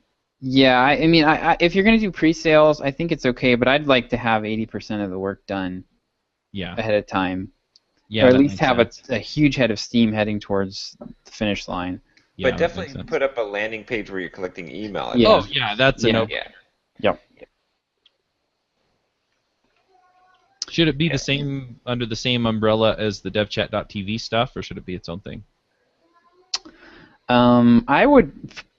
At this point, you have so many brands. I would try to keep it consolidated. Okay. So that's just me. I mean, just for your sanity. Nope, sounds good. That makes sense. It makes it easier for me. Way easier for me. Yep. Because then I don't have to come up with new content for them. And the content over the next several months on that mailing list is going to be about this stuff anyway. Because I'm trying to prime people to get excited about the launch. Yep. Cool. It's exciting. Well, I talked about me for about an hour. What are you guys up to? So I think our sale didn't do horrible. I think it did okay. Yeah.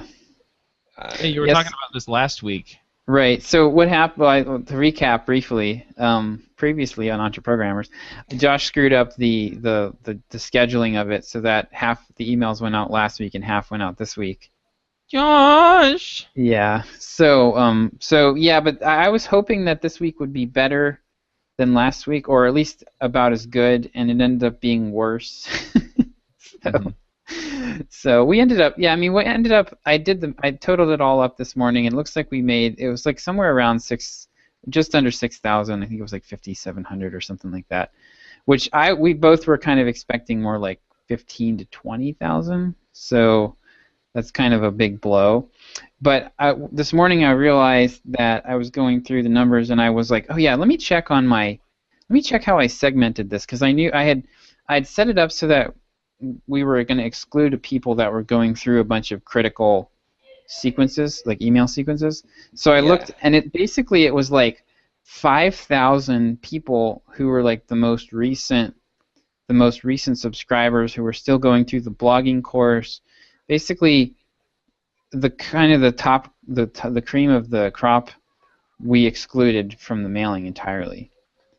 Yeah. So wow. And I was doing that to give them a chance to kind of work their way through the normal, let things kind of play out for them the way that they normally do, and then when they drop off the end of all that stuff, we'll put them into the sales. Because, I mean, why offer them a sale when they're going to get an automated sale in a few weeks anyway, or a week or two anyway? So I think actually that is probably the biggest factor in why. Yeah. One thing we can look at too, I just realized, like in DPD, you can do a coupon usage report. Yeah, that's how I got the numbers. I backed it to January 2015, and I'm looking at like other launches to compare, like, because some of the sales data is mixed up in just sales that came through. I just looked at kind of the total that came through in that time period. Oh, okay, so, right. Like, the Better Job had 23 orders, right? Yeah. It's like 4,500. So like Fight My Wife would be one that Yeah, That. Fight My Wife HCM only had 17. So we Oh, actually did more, a lot what more. about Poop and Swoop? These are all No, coupon codes. Oh no. gosh. Fight Yeah. My Wife 10 had 37. So, Okay.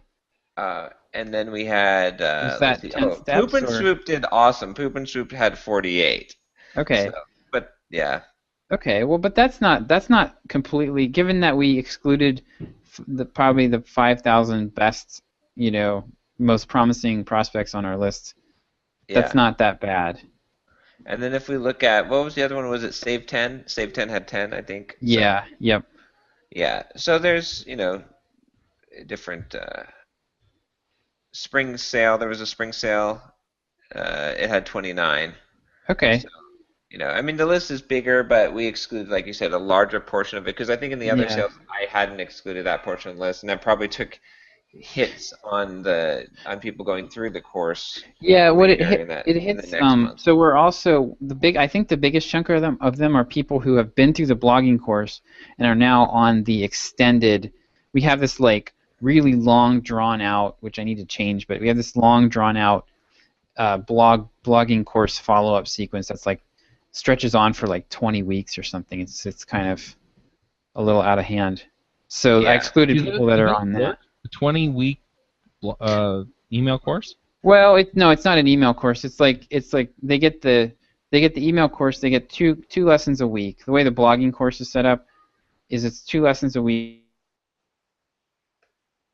3 or 4 weeks, and then we drop them onto the follow-up sequence, which has a sale built into it, and then there's like just nurture follow-up emails for like 20 weeks after that, and they're like a week apart or something. Mm-hmm. Yeah. So I don't like that's just what we have now, and I think what I'm going to do is I want to break out. The first thing I'm going to do is take the blogging course and break out the sales sequence right after that, so that's separate. Yeah. And then probably I like that long nurture sequence, but I'm going to probably move that into a separate thing and still use it, but not the same way that we're using it now. So because they're good emails, but. Yeah, so that was I didn't realize it was that many subscribers that we had excluded. So pretty much most of the people who've subscribed within the last 3 or 4 months didn't get the emails. Yeah. Oh wow. Yeah, and everybody else Has seen the offers before? They've seen the offers multiple times before, and we haven't doing any nurture emails really. So Yeah. John was doing he stopped doing the nurture email, like his Friday email in October, right before we did the 10 steps launch, and we haven't done that since. So I'm gonna start working on getting that built out so that we have an automated nurture sequence. And your nurture emails are the ones with the stories and the anecdotes and all Yep. that fun stuff in them. Okay. Yep. Yeah. Yep, I mean, yep, overall, I'm getting better at those. Yeah, you've been doing some good emails, Chuck. I think that Yeah. you're doing a good job. I just look at it and go, what would Josh do? Well, I like it. Do I have a good story for this? And then it works. It's like, oh, I've got a great story to tell. Oh, and here's the point I want to make. Or, yeah, it's a great story, and I think they'll relate, and I'll just tell them to go check out this thing at the end anyway. There you go. But yeah, overall, I mean, we still have like 5-6 days in the month, and we're at like 15,000 in sales for products. So that's I mean that's good. I mean the sales in there, but still like that's a good month. So and if we hit those every 3 months, just from that, then So and when I look back and I looked at the sales data, like the monthly product sales data, if you look at it from when I've been tracking, Josh, over the year in that spreadsheet, you can see that like in general, even on sales months, that we're exceeding almost all the months aside from the launch months. So yeah, we were on track to break 10K in product sales this month, which would be a first for us. Yeah, which if So you back awesome. out the coupons, I think we will. Yeah, I think Because so. we can just back out the coupons, and then we'll know. Yeah, So- although exactly. although So, there's some spillover sales, but still. yeah, it's- I think that the overall buzz of the sale kind of kicks up some other sales, but Yeah. yep. So yeah, things are heading in the right direction here, and if we can, so when I'm kind of rounding, I'm heading in, I'm rounding third base here on the how to market yourself sales page, Oh, cool. Awesome. which has been a monster to put together. But once I get that together, so John, I'm thinking we'll just put that out there and not really make a big deal about it. Just like put the page out there and see what it does for like a month. Exactly. And then Yep. and just because that way we'll get a nice like clean, unbiased look at the performance of it, and then I can rewrite. Like I'd like to make another, keep the blogging course, but not make it the primary funnel for how to market yourself. So like, my kids are here, they're leaving. Hey guys, see ya. They're so cute. They've got their little backpacks on. But yeah, I want to write something a little bit more like the 5 learning mistakes. Yeah. That more directly, transitions right into the how to market yourself pitch. So. Yeah. It'll be interesting. The survey that I did this week was fantastic. It was Chuck, if you decide to do a survey, I would really recommend 80/20 Sales and Marketing book has a chapter in it on doing this little 3-question survey. So I think I remember reading that, and I've been wanting to do a survey. So yes, it's really, really good. So you want to pick something. So what I did was I was going to focus the survey entirely on how satisfied are you with your job, basically. And so it was 3 questions. The first question was on basically a scale of 1 to 5, how satisfied are you with your job? And then I asked them something like, if you could wave a magic wand and change anything about your job, what would that be? And then the third question was, how would that basically how would your life get better if you did that? And Right. people poured their hearts out. I had 24 pages of people who were extremely dissatisfied or dissatisfied with their jobs. So I spent almost a full 8 hours going through that survey data.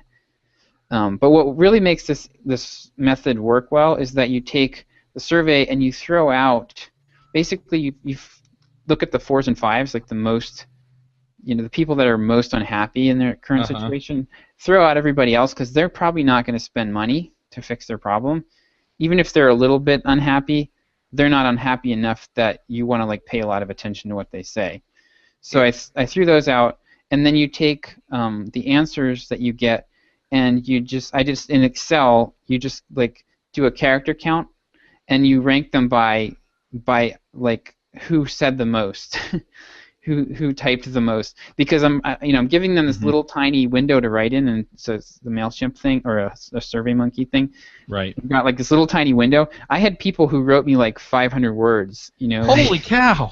Blog posts. They were writing blog posts in this little 1-inch high window, and just pouring their hearts out, and it was really, really good. So I basically used that to write the headline that I'm going with.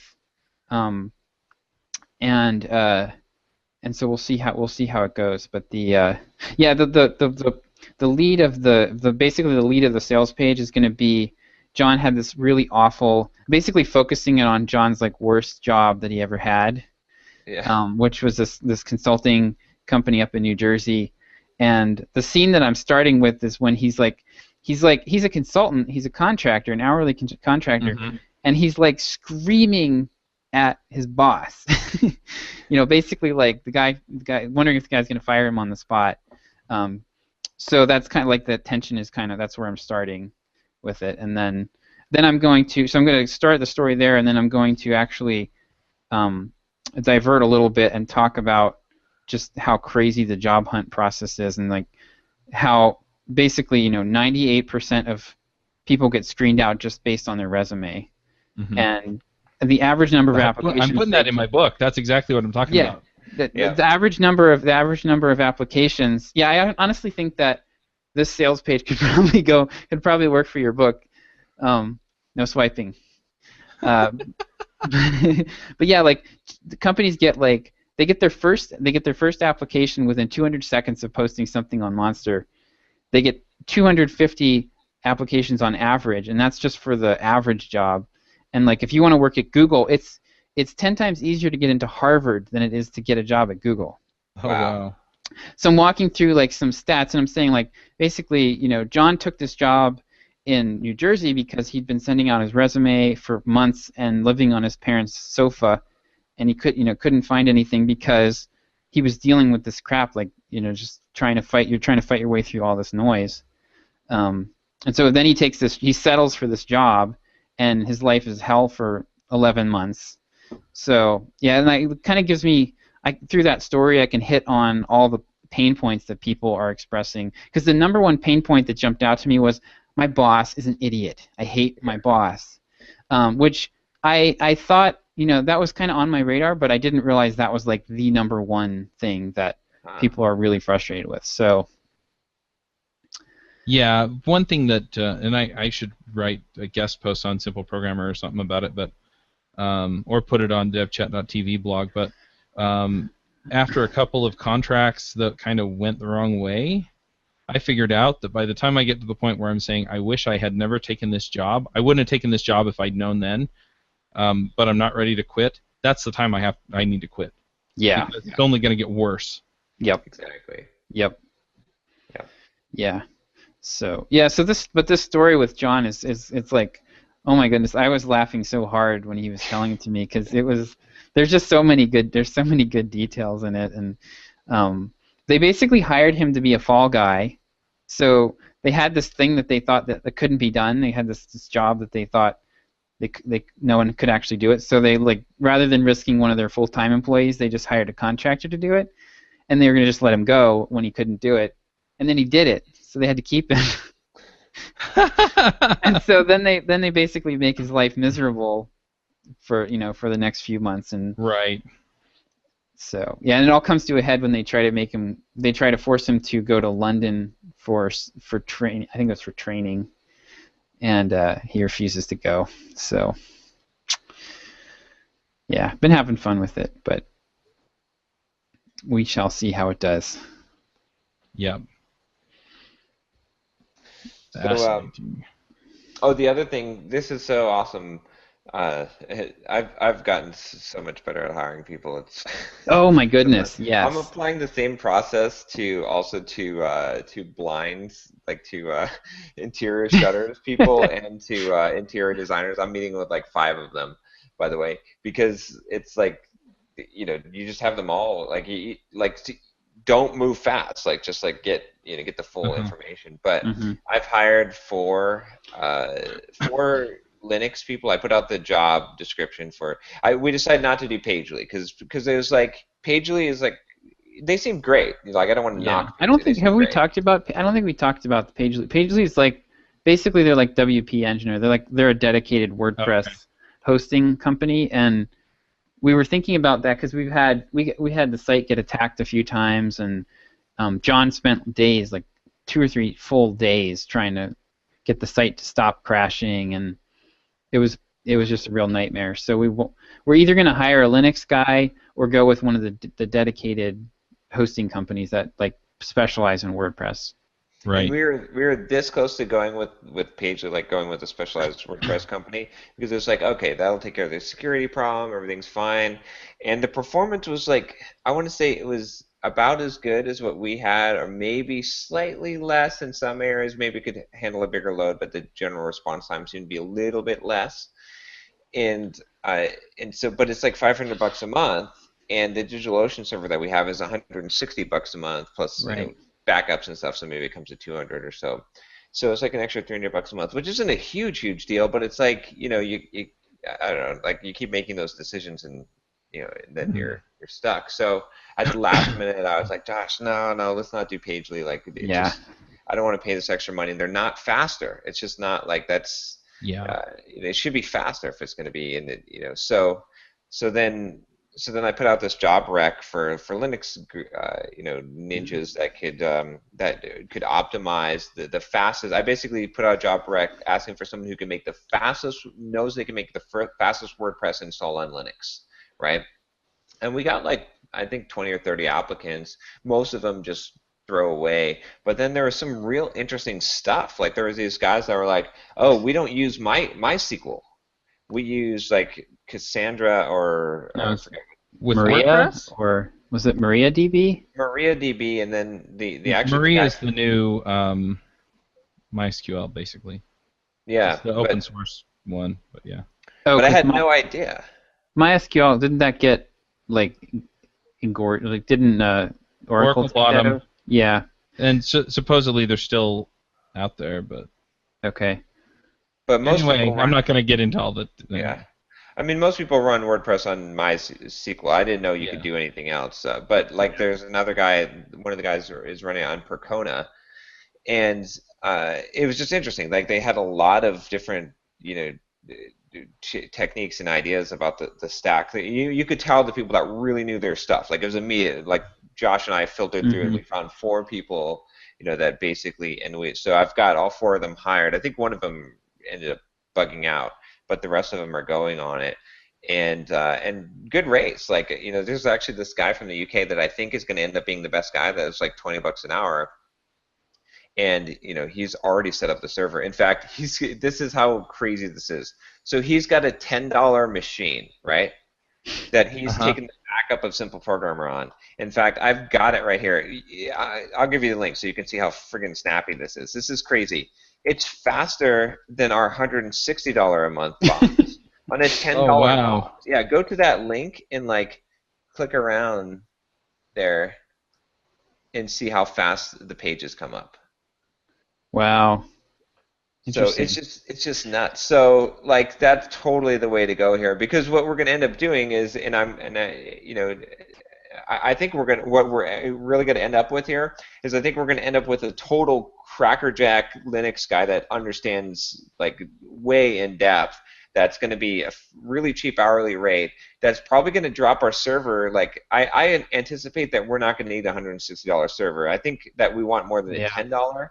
But I bet we're going to drop that to an $80 a month server. So we're going to probably save the money there, have a more secure site, have it totally customized for us, and coming in faster. So I think that it's worth that investment.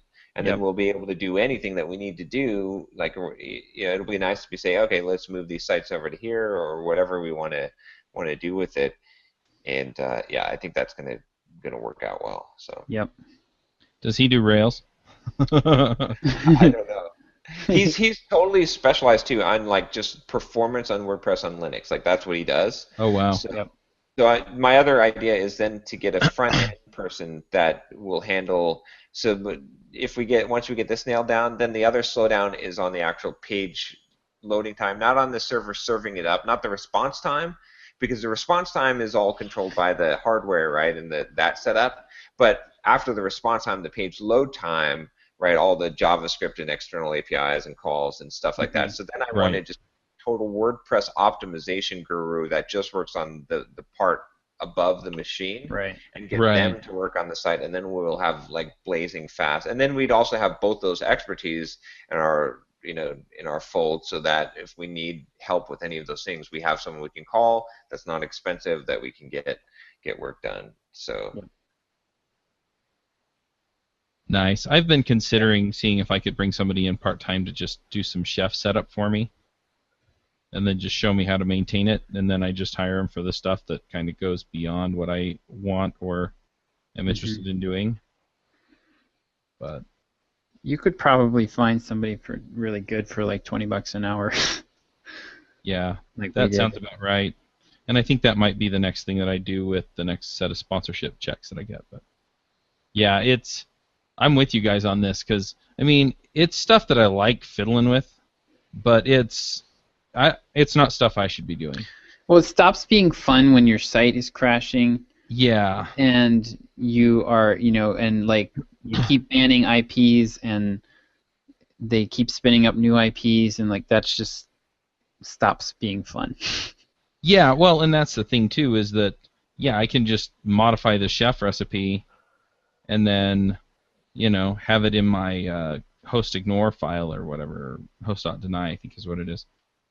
And so I can modify that. So if I'm going to ban an IP, then I can just run the report and train somebody else to do that and put it in, and then it just gets deployed out the next time chef runs on that server.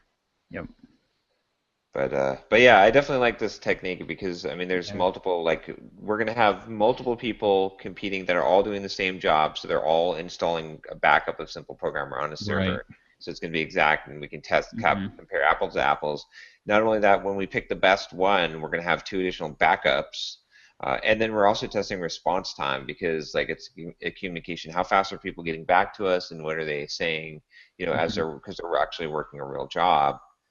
So yeah. Yeah, I think the most challenging thing is coming up with a realistic, meaningful task to give Yeah. people. Because without giving, the problem is like a lot of times you have to give them the keys to the kingdom, and you don't want to Yeah. do that if you Right. don't want to give 5 people access to your server, but having them do this, spin the thing up on their own so we could test it was a good, that's a really good way to go. And with Yeah. video editing, we did the same thing where John had them all edit the you know, same video basically, so we could compare Yeah. side by side. Yeah, yeah, it's a little bit of an extra investment, but so far, Yeah. results are working out well because it's crazy. It's weird because I like even with like as I was thinking about with the house with the shutters and interior design, like my normal if I hadn't done this before, I would have just like called a few people, like maybe had 1 or 2 people come out and then pick the person with the best price. But that's not like Yeah. that's totally not what you really want to do. Yep. Yeah. So. Yeah, and it was funny too because the time estimates were so different. Like, so one person was saying like 8 to 10 hours to set up a server, and one guy was like, yeah, like an hour. Yeah. So, I mean, even there, right? If you just go off the hourly rate, if Exactly. it's 1 hour at $20 an hour is cheaper than 8 hours at $15 an hour. Yep. Exactly. Yeah. And then you also get the better guy, right? Hmm. Because they Yep. know more because the fact that they're able to do it in that amount of time and have that they usually have more knowledge and tools. Yep. Yep. So yeah, Well, so I think we're in a good spot there, like with yeah. this one.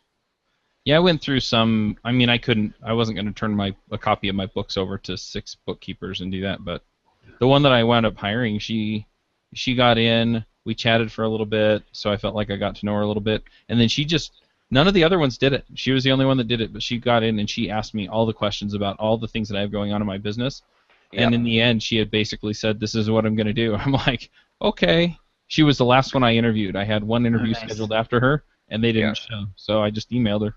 You want it? Sure. But yeah, it's that kind of thing, right? Where you see So, that somebody's going to just deliver what you want. what did you have them do then? You had them set up an account, like a QuickBooks account for you, or? No, so I have QuickBooks on. I already had QuickBooks Online. I'd Yeah. categorized like 4 things.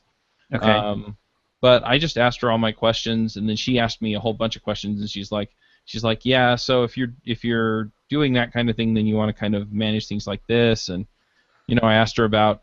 I get paid for a quarter, and so what do you do for that? And she's like, well, with accrual based, what you're doing is you're counting the money when you invoice for it. She's like, but you can set it up if you care, so that it actually comes out of accounts payable. I think it was, you know, when you earn it. She's like, so you can set all that up. It just depends on how complicated you want it to be. And she's like, and we can run all the reports. And I asked her a few questions about that, and she said, the thing is it wasn't just I know how to do that, but it was like, well, let me dig into this a little bit more with you. Okay, well then you're probably going to want to do this or this, and then it just depends on what you care about this way or that way, and Yeah. everybody else was just like, yeah, I can do that. Yeah, I can do that. Yeah, I can do that. Right. I asked him a couple questions about things that I was trying to figure out in QuickBooks Online, and most of them could answer that, but being able to use the tool isn't my only criteria. Right. So It's probably the least important. yeah, Right. Yeah, it's better to just go through and just like not hire someone or like, just keep on yeah, interviewing until you find the right where you're like, yes, this is it. Hmm. yeah. But So yeah, but I'm glad that the hiring stuff's working out for you. And with the bookkeeping on our side, I've got the guy that we had was kind of expensive because he wanted like I think $400 a month uh, for to keep the books, which I mean it's not like ridiculous expensive, but considering how small of a company we are, that seems like a Mhm. pretty big expenditure for bookkeeping, right? I had him give me the process that he's using because he's developed this fairly complex process of getting everything in there. So he's got that all documented. So the current plan now is that, and I talked to another bookkeeper, and he didn't seem to like. He wanted us to simplify things. So I think the current plan now is that for March, I'm going to run through the process and do it myself that he's got, and I'll ask him for any questions and make sure that I have it down. And then once I have it down, then I think we're going to do the same thing again on UpWork and look for someone who's not quite at the same skill level who can implement the process, and I can Mhm. train them on the process, because then we just need someone who understands the tools and who can follow the process and who has enough accounting experience to like handle ambiguities. We don't need like that expert level that we had here, and then we can probably get someone for a fairly cheap. And then I'll also know how much time it takes for the task, right? Because I think when I run through this, it's going to be like 2 or 3 hours at the most. And once you get good at it, it should only take a couple hours. So then we can, if you've got someone Mhm. who's like, $30 an hour, and it's only going to take them 3 hours a month, that's $90. So they shouldn't be charging you more than $100 a month. So Yep, makes sense. I'm trying to remember if this person that I talked to, because I invited her to the job. I don't remember if she's one of the people that you referred to me or not. Yeah. So. Cool. After this call, I'm meeting with a guy to do some AdWords consulting or get his opinion on our YouTube, doing some YouTube advertising. So oh, cool, yeah. yeah, so I've been running YouTube ads just for the heck of it, for a simple programmer for the last couple weeks, and so I'm using retargeting. So YouTube is actually pretty amazing. I really like YouTube advertising better than I like Facebook. The thing that bugs me the most about Facebook is that you have to, in order to be able to retarget people, you have to get them to click through to your website, which is expensive because Facebook doesn't want you to take people off of Facebook. Mhm. They Yeah. want you to keep people on Facebook. Yeah, that So makes sense. they charge you a premium if you're going to be driving traffic off to your site. So you're paying more, but the only way, like if people click on your post or they reply to it or they like it, you can't retarget them. Like you can't. The only things that you can retarget are likes, like if they like your page, or which is hard to get people to do, or they click on a link, which is hard to get people to do and expensive. Yeah. So, but with YouTube, anyone who watches any of the videos John's created, I can retarget. Oh, nice. And so, the equivalent of that would be like on Facebook, if somebody clicks on the post, or to expand it, or they interact with it, or they comment, or they give it a thumbs up or whatever, being able to retarget those people. Yeah, so basically anybody who watches any of John's videos, I think I can even target down to like anybody who's watched 60 seconds of one of John's videos, like so you can eliminate people who aren't that interested. It's actually really, really powerful. So I've got two different campaigns running. I've got one for people who watch the videos on YouTube, and one for people who visit Simple Programmer. And these are just those in-stream ads, so the ads that run like before you watch another video. And we are getting almost 40% of people that start to watch the ad at least watch past 30 seconds, which is crazy. Like you don't get charged for ads on YouTube unless they watch at least 30 seconds of it. Otherwise, it just counts as an impression. So yeah, so people, like 40% of the people who see John start to talk to them sit there and watch at least 30 seconds of it. Yeah. So, and that we're paying basically right now we're paying like 11 cents per view for that. So what I'm going to try to get this guy to help me with is figure out how to get that 11 cents down to like 3 to 5 cents, and then walk people through a process to where I can get them onto an email list. Right. And the people that are doing this right now with YouTube and similar strategy on Facebook, they're getting leads for like 75 cents. If we could do that, like if we could get email signups for 75 cents, we could probably triple or quadruple our sales. Oh yeah. In just a few weeks. If we can get that, if you can get that to where you're making $1.01 instead of when you're spending $1, then if we can get over that hump, then we can potentially like explode this thing. So hopefully I can figure that out. So I'm meeting. Interesting. Yeah. Yeah. So the guy that I'm meeting with is his name's Ryan Masters, and he's got a fitness business, and which is I actually really like because with the simple programmer stuff, we're kind of flirting with dangerous territory where we're showing people how to make more money, get a better job. Like that's sort of getting towards the gray areas that Google and Facebook tend to not like. Yeah. He's got a fitness business which is squarely in the Google hates your guts category. He's actually been banned from AdWords and got his account reinstated. So I'm also going to talk to him about that. But yeah, so he seems like a good guy to help us out. So we paid for, he does coaching, and I paid for an hour of his time, and gonna try to get him to help me set this thing up. Well, I'm going out to San Francisco next week, so I'll just go down to the Googleplex and shake someone for you. Turn it back on. Oh my gosh, it's so frustrating. Yeah, it's interesting too. We'll see what he says about the.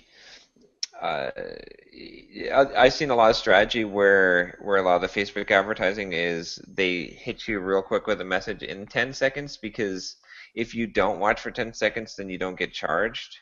Right. So they're actually trying to fit the punchline. They're trying to, or they do a shotgun like filter, in the first 10 seconds, trying to only get the people that are gonna like, or they'll actually say something like, "Stop watching this video right now if you don't like dog butts." Right. I love dog butts. Yeah. Just hit skip. Yeah. And then they're like, so they're not getting charged for it, but. Right. Yeah, I think John, that's kind of what's been driving a little bit of my comments like we've been talking about YouTube videos, and like I think you need to come out of the gate really hard, like in that the first few seconds, and like at least it's kind of like the subject line of an email. Like you got to at least get something really interesting in there, or some kind of implied benefit, or like something, so that they know watching the rest of this video is going to be worth it. Right. And it's kind of that same thing where especially if we're going to use, because we're using the videos that I'm using are actually just videos that John's recorded. They're not like special commercials or anything. They're just content videos. So we'll want them to be kind of like hit hard out of the gate. I got targeted by Tai Lopez this week. It's kind of funny. It was like him, like I've never really, I haven't encountered him before, and so he's like walking. He was like, I watched some of it. He's like walking me around this like mansion. Yeah. He's like, I got the basketball court over here. It's like that's. I was pretty interested by what he was doing. I don't even know who that is. I don't really know who he is either, John. Who is he? He's basically like an internet marketing guy, or. Yeah, he started doing these controversial like videos. Like he just hammered YouTube marketing real quick. He like came from nowhere. He's like this serial entrepreneur, but started this public face, and he's like shown up like everywhere. He's just like exploded all over the place, just doing crazy marketing. Is he the guy who had like the Ferrari video? Okay. Exactly, in his garage. But he seems to be good. I did a video on him actually, on like whether he's a scam. In fact, if you go to that video, his ad pops up on every single time you watch that video. We should do it the other way around. We should target him. We should target him with his Tai Lopez scam videos. Yeah. So just be in this never-ending loop. Jonathan, Tai Lopez. But I don't know. I mean, I haven't bought his stuff or anything, but a lot of people were just like knocking him just because he's doing the ads, and I was like, hey, he's being effective, like, whether what he's telling, and he's telling you to read a lot of books. Like, I don't I don't see what's like, I mean, I haven't checked out his stuff totally, but what are you doing? You're Yeah. sitting on your ass watching YouTube videos. All right, so like, but yeah, It's great so when you can yell at your audience for consuming your content. exactly. You idiots, you're just sitting here reading emails all day. But, but yeah, I don't know. He's definitely done just built up a huge amount of subscribers. I mean, he's Yeah. poured a lot of money into it, I'm sure. But Yeah. Yeah, what I want to try to figure out is how do we get. So with Ryan, I'm gonna try to figure out, like, okay, with these ads, should we be going for YouTube subscribers or should we just be going for email subscribers? yeah, And like what's the best format to do that? Because that's what I'm just not real clear on how to get people to actually take the next step. And also, like, if we're getting 40% of people, like, what are all the factors in terms of pricing YouTube ads? Because if 40% of people are watching our ad, obviously it's people want to see it. So right. why are we still getting charged like 12 cents per view? That seems high to me. So like, what do Yeah, we have to do? What do we what do we have to do to get that down to 2 to 5 cents? right. Yep. Because I don't think we can. I mean, 40% view rate seems pretty darn good to me. Like, I mean, maybe you get to 50. I don't. You're not going to get it to 80. I don't think. No, but yeah, No, it'll be Yeah. interesting to see because I think like all the YouTube marketing stuff that I've seen so far, they've talked about like it's that they measure the conversion, not but because they're trying to get people in the first 10 seconds to click, and then that's a free click, Right. and then it doesn't Yeah. count as they don't get charged. So Right. I don't know. There's a whole Yeah. thing, This but is a little different strategy. So the strategy that I'm talking to Ryan about is more of like a multi-exposure nurture, yeah, I like like kind of that like a better. brand, it's like a content nurture with content type of strategy versus like bam, punch people in the face with an offer. Exactly. Yeah, it's better So I than don't that. know if that 10-second thing really applies as much to this. So No, and I'd prefer to do what you're saying, that strategy, because yeah, it's a good I want to fit build with the audience, and right. rather like everyone's like, oh, subscribers don't matter, view count or minutes watch matter. And I'm like, well, yeah, I get what you're saying, but I want to build subscribers Yeah. because building subscribers is more of a foundation than worrying about view count. Like you can have some viral video and have minutes watched really high, but if you have a lot of subscribers, you're going to have a lot of minutes watched. Yep. yeah, and you have a bigger pond to fish in. Yep. Yep. So Yeah. So cool. figuring out how to get the YouTube traffic to simple programmers, like we definitely, because right now we're only getting like, like I looked at the traffic report and it's like we get I think a few hundred hits a month from the channel, so we need to like figure out how to bridge that gap. Well, those are It's direct clicks too. You don't know. I yeah, mean, every it's single video I say, hey, this is John Summers from yeah, simpleprogrammer.com. We've got the yep, logo there. So there's a lot of people that are, I mean, if you're subscribed, if you're watching like 10 videos, you're going to go to simpleprogrammer.com at some point after you've watched 10 videos. yeah, Yeah. There's no way you're not doing that. yeah. So Yeah, I don't know. I mean, I've been using the pop-up. What are they? The little The welcome gate thing, or no, the on YouTube they have the little things that pop up that you can click on them. And annotations and yeah, and you can put a link in them, but you can only link back to your site, which is right. enough. But yeah, I've got devchat.tv basically. It's got a URL shortener on it, so I can just shorten them up. In fact, I have a VA that I upload the new videos of the episodes, and he actually goes and adds all those, and we get Oh, clicks nice. through them. So yeah. Cool. Yeah, I will have to report back. all right, should we wrap this up here? I think we're Do it. thoughts for the week? I think my main thought, and we kind of talked about this, is just that things aren't always as bad as they feel like at the time. You know, you're frustrated about the things that didn't go right, and you're frustrated about what you have to do to take care of it. But at the end of the day, I mean, it didn't really hurt anything. None of it did, as far as I know. But at the time, it still sucks. So, Yeah. you know, just keep in mind that your worst case scenario probably isn't as bad as you think, and it'll all work out. I'm going to say so. Sometimes it's don't let the fact that you've made a commitment drag you into something that is going to make your life miserable for an extended period of time. Yeah. So I was talking to one of my coaching students, Felix, yesterday, and he has this. He started to work with a client, and he'd gotten a commitment from them to do a discovery package type of deal where he was going to look at their business and make recommendations and all that. And he's like, they've been dragging their feet, and he feels bad. Like, he took their money and he's agreed to do this thing with them. And I'm like, look, just cut your losses now. They're not as motivated on this as you are. So we came up with a nice way for him to do that. Doesn't make him, shouldn't burn any bridges, but it gets him out of it, because it's only going to get worse. I mean, even so if he does a bang up job, and they're like, okay, cooperative, or you're just going to get sucked into this 3 to 6 month long battle where you're fighting them every step of the way, and just get out. Yep. Cool. Mine would be slow down. Take time. Sometimes you got to move fast, but never be in a rush.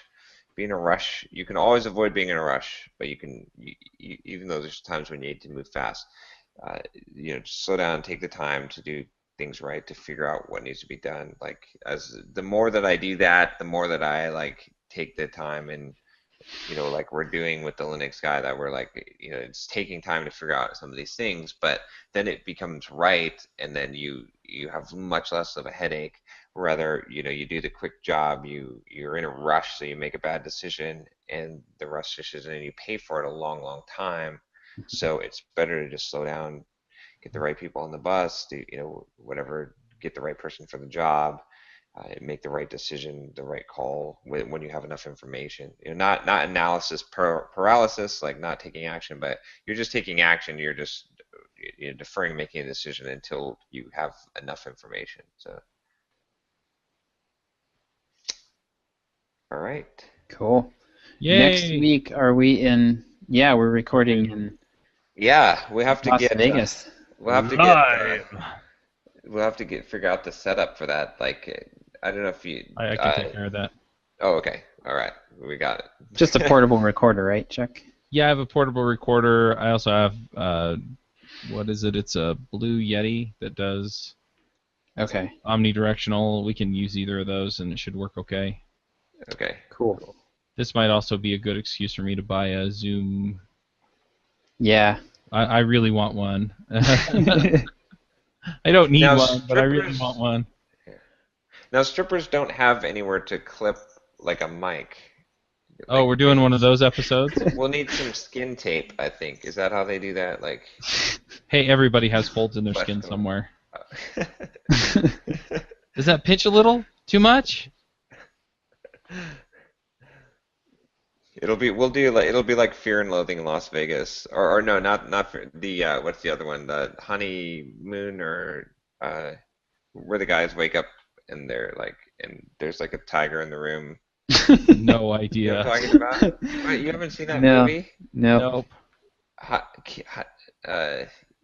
They wake up Mike Tyson's there, and there's one of the guys is kidnapped, and Nope. Still drawing a blank, John. Hangover. The movie's Okay. Hangover. Yeah. You haven't seen it in Hangover No. 2? I Okay, can you gotta only watch imagine Hangover. one of them Yeah. wakes up in a tub of ice with his kidney missing. Yeah. I can't remember. It's something like that, but. All right, let's wrap it up. So yeah, next week we'll be live.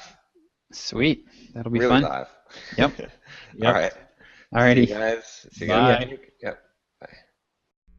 Wanna start a business, but you just know how to code. Listen to John, Josh, and Derek as we figure it out. We are the EntreProgrammers, and we'll teach you straight up to be developreneurs.